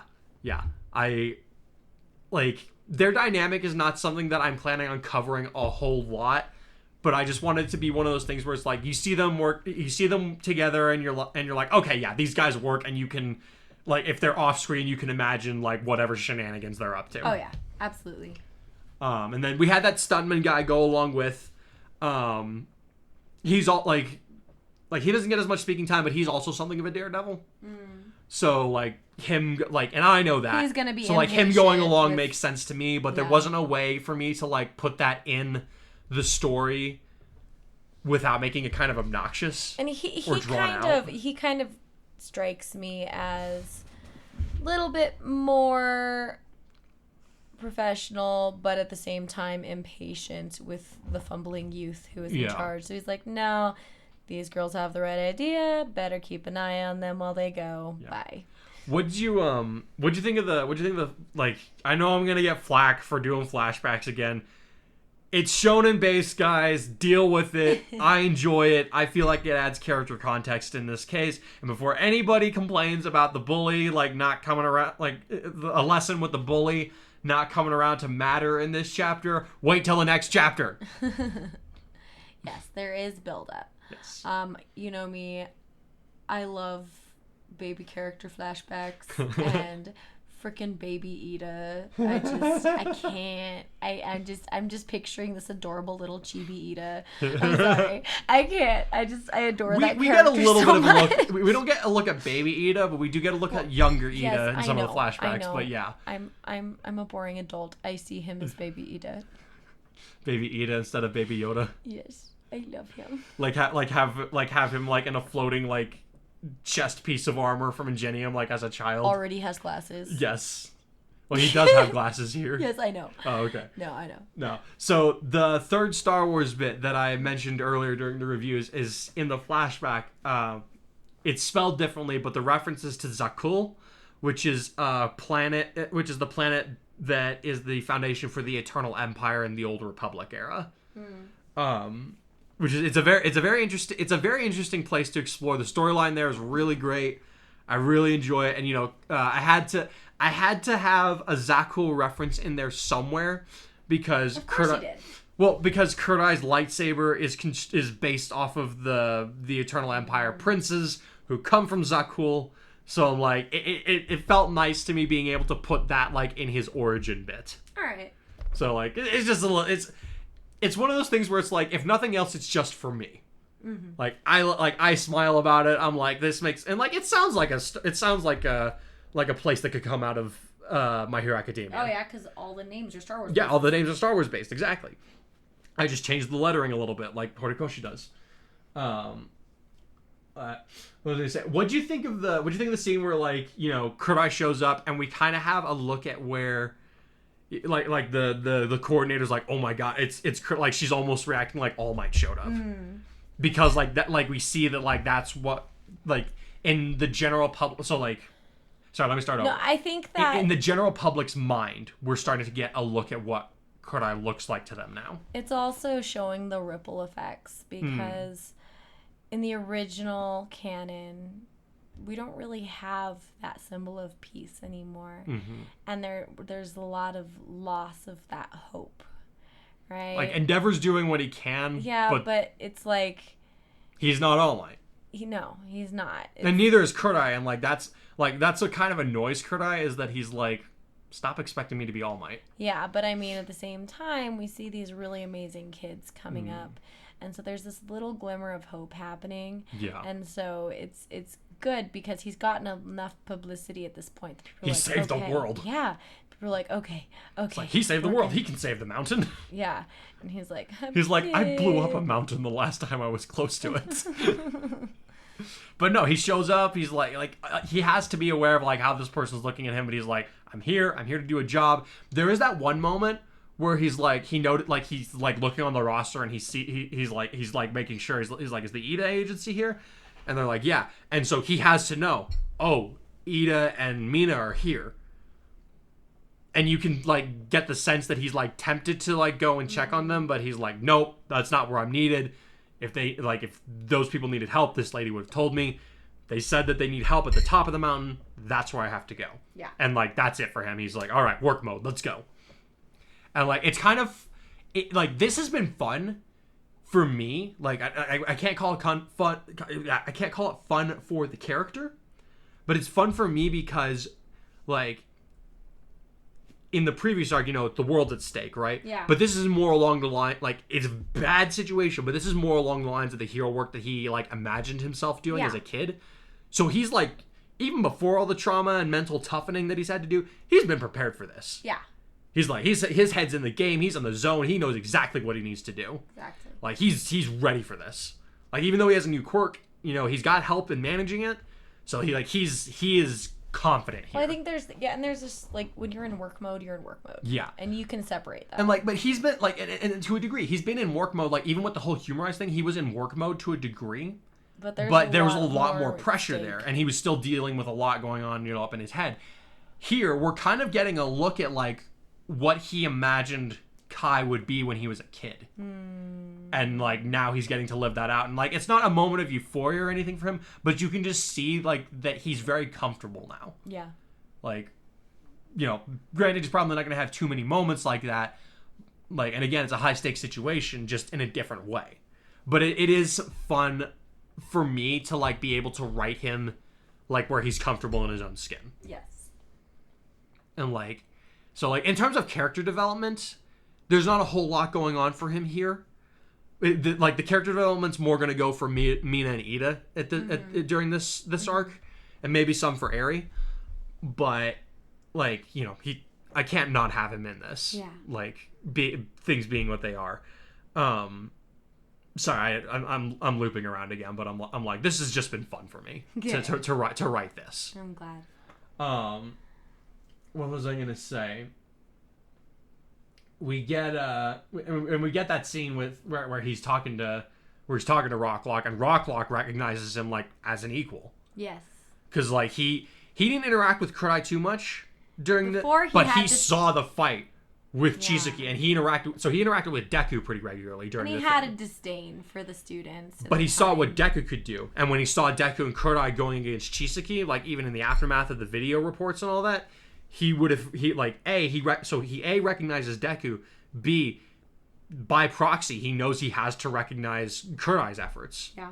So, like, and he's seen what Kurai's done since then. Mm-hmm. So, like, of course, he's, like, it's interesting to see, like, the same measure of relief for him, but the way that he goes about it is different, because like, the person is like, thank you for being here, please go help these people out, and then, like, they're just, like, they stay in that, like, state of relief. Rocklock, he's like, all right, cool, great, we have a new asset we can make use of, let's do this. Yeah. Like, he's more, he's I was gonna say accepting, but that's not the right word. It's like, I don't know, help me out here. I think when you are in the process of planning and directing individuals to do different jobs, it's how can I put this? When you know you can have confidence in a person to complete a task, you don't have to stress about it. Yeah. And so it's like, oh, sweet, you're here. I can put you to this job, right? Mm-hmm. I can't talk. It's all good. But I mean, when you're in a high pressure situation, mm-hmm. and you have someone where their reliability is questionable, mm-hmm. you're gonna have a lot more pause, because you're like, where do I put you? Or you'll be helpful and not get in the way, right? Mm-hmm. And so it's nice because he's familiar with these boys at this point, and so he's like, okay. Awesome. He doesn't have to. Yeah. Although there is something to be said for, like, him kind of guessing, like, what he's getting, because he has this bit with Kurtai where he's like, "Wait, can you fly?" And Kurtai's like, "Yeah." You know what? It doesn't matter. Just get up there and do what you need to do. he's just like, all right. He's already done with this whole thing. And then of course, so we get the second flashback where we kind of see Kurtai and Ida become best friends. Mm-hmm. Because we see that Ida's, like, kind of been getting ostracized for hanging out with the weird quirkless kid. Because it's like, the way that I wanted to portray it is like it's kind of implied, but not ever really said in as many words, that quirkless people in this society are kind of looked down on, like society kind of looks down on people with Down syndrome or with other mental impairments. Yeah. Which is really sad. 'Cause like, so like, I'm sure anybody listening to this can remember sometime in school where there were people who had mental handicaps, and there would be people who, were A, nasty to them, and B, were nasty to the people that were trying to befriend these people and try and make things better for them. I feel like unfortunate as it is, I feel like every school has someone like that. There's usually at least one child who hasn't been taught to be sensitive. And that's just a part of childhood. If a child hasn't been exposed to something that's different, they're going to push back against it. And it's not always the case. I've been to schools where the kids are just wonderful about caring for their friends. Who have different needs, and there's been schools where the kids are pretty dang awful, and it's just it's unfortunately realistic. And I've talked to people who are like, oh my gosh, the cliche of the school bully, that doesn't actually happen. And I'm like, yes, it does. It does. Not always in the typical Hollywood Chest style. thumping. Yeah, not always in the typical Hollywood style, but it happens. Yeah. And it often shocks me because I'll have a child who is just super awesome and grounded in every way, and then all of a sudden something comes out of their mouth directed at another child, and I'm like, where did that come from? Because we're just, at the end of the day, we're just all a bunch of sinful little people. Yeah. But, it happens. With this Daizo character, I kind of wanted to toy with the idea of, like, what if Bakugo, got slapped? Like what if Bakugo got whacked during his childhood years? What if Deku what if Deku the scenario in my head was like, what if Deku did have a quirk and was just holding out and then actually did beat up Bakugo? Yeah. Like, how would that go? Which he wouldn't, because it's he not wouldn't. his He character. wouldn't because he would. Deku wouldn't. Even if he had a quirk, he never would. That's one of the reasons we love him. But what if But it's Kurai's more like what Kurai's if built Bakugo had different. been humbled? Yeah, but again, Kurai's built different. I keep saying it. I keep saying it. I'm gonna keep saying it. It's like, this is not Deku's story. This is Kurai's story. And so it's like, this is kind of another window into like, oh wow, even from the beginning, these guys were built different. Yeah. And it was kind of interesting writing for Kurai at that point in his life, because not even just physically, because you take away all the scars, you take away the hair change color, you take away that dead look in his eyes that he's kind of got sometimes now. He just looks like a plain old kid. The people around him, they think he's quirkless because he looks boring even by pre-quirk standards. Yeah. I remember when conceptualizing him, I was like, there should be nothing physically that stands out about this guy. He should just be as average can get in terms of look. Slowly but surely, I changed his appearance to be more like battle scarred hero type. But it didn't just happen. I wanted him to more or less earn that look. Yeah. What was I gonna say? So yeah, we kind of get Ida and Kurai becoming friends, and then we come back to the present, where we have Mina rescuing people, kind of doing her thing, and then, sorry, excuse me, that Huevos Rancheros trying to come back up. Let's see, we have Mina getting to do her whole hero bit, saying, this is who I am, this is what I do. She's able to have her moment. Yeah, it's fun. And then we have the public reveal almost, or the on-site reveal that Kai and Cronoa have come to help. Yes. And people know that Kai had help during the Humorize incident, but this would kind of be Eri was kind of it. So when Kurai came back to the country, of course all eyes were on him, because he was supposed to be dead, and not only is he not dead, he saved the world. What's up with that? So of course all the questions are aimed at him. Eri and the rest of them were in the camera shot. They were just kind of in the background, and nobody was really interested in them at that point. So as everything died down, I have no doubt that people were looking back at the footage and starting to who's pick it these people? apart. Who are these people? Yeah. They would recognize Todoroki because he already had an underground following at that point. They would recognize Deku because of the whole Saikai thing. But a lot of the others, Mina, and Eri, Bakugo would have had some recognition because he placed second. He was one of the bronze prize winners in this version of the sports festival. And, before that, he had the sludge villain thing happen. So, his face has been in the news before. But, Mina, kind of same thing. She made it to the she went to the sports festival tournament bracket, but she was knocked out in the first round. So, she kind of was, she was kind of sidelined pretty quickly. But there would be some news mention of her, at least. But Aries, as far as everybody knows, that's a complete unknown. They're so in the forums and stuff, people will be talking about her more. It's who's that person that was with Kai? What's happening? And now we get this is gonna kind of be Aries reveal to the reveal to the country this is who I am. This is what I can do. Yeah. And you're gonna have these basically twin titans who people quickly realize oh wow, these guys are on the same level. Who's this girl? She's on the same level as this guy. Yeah. And this guy we thought was going to be the next All Might. What's this going on? So things are about to change. Things are about to change a little bit in that regard. Mm-hmm. So we get Aerie uppercutting a mountain, which just visually to me was awesome. I just love that visual of she's standing with her back out to the open air. She's got a giant mudslide coming at her. She's like, nah, I got this. I'm like, I just wanted a little bit of in the most All Might fashion. No, the Bakugo is showing, because remember that's one of the people who trained her. She's squared off. Come on, tell me Bakugo wouldn't square off up against a mountain and be like, I got this. I'ma punch it.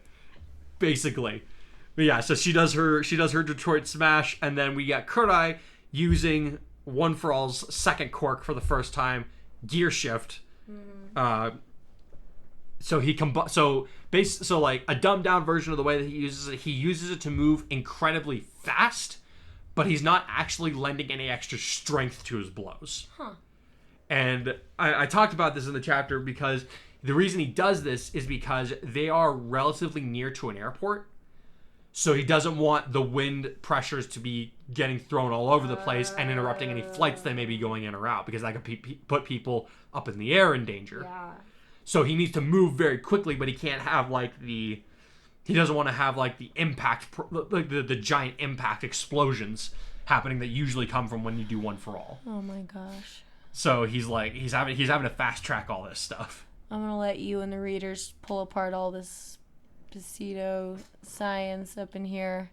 My brain, it's we're just about right done. Over my head. We're just about done. One last thing I want to say is I really liked how I had that moment where Rocklock almost recognizes Aerie, and then they're gone, and he's just I'm too tired to worry about this. And he just moves on to the next thing. Yeah. That is just dad energy 100% from him. Just remember, he's got a little boy.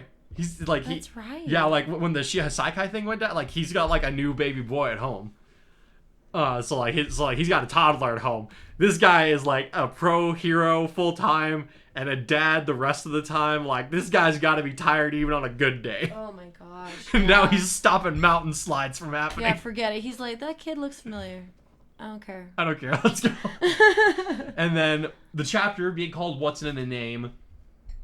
I did have that scene at the end. It's very short, but I think it's very important, especially given the name of the chapter, is that you have Ida kind of being looking at Kai as Kai picked his own name, and he knows what it means. He knows what it means to embody that name. And he's he feels ashamed of himself because not only does he has a great example in front of him as to what it means to be Ingenium, and in his head he knows that he should be able to act out everything that Ingenium does, but he's failing in his mind. So he's kind of dealing with that. But hey, guess what? The mudslide's not over, so you got to keep working, buddy. Yeah. So, but thanks again, guys, for listening to us gab on about art and writing and all that. And thanks for listening to this story. It means a lot to me. I'm still having so much fun with it. I have so much fun interacting with you guys. I'm looking forward to hearing what you guys have to say about this chapter. So we'll catch you on the next one. Stay plus ultra until then. Bye.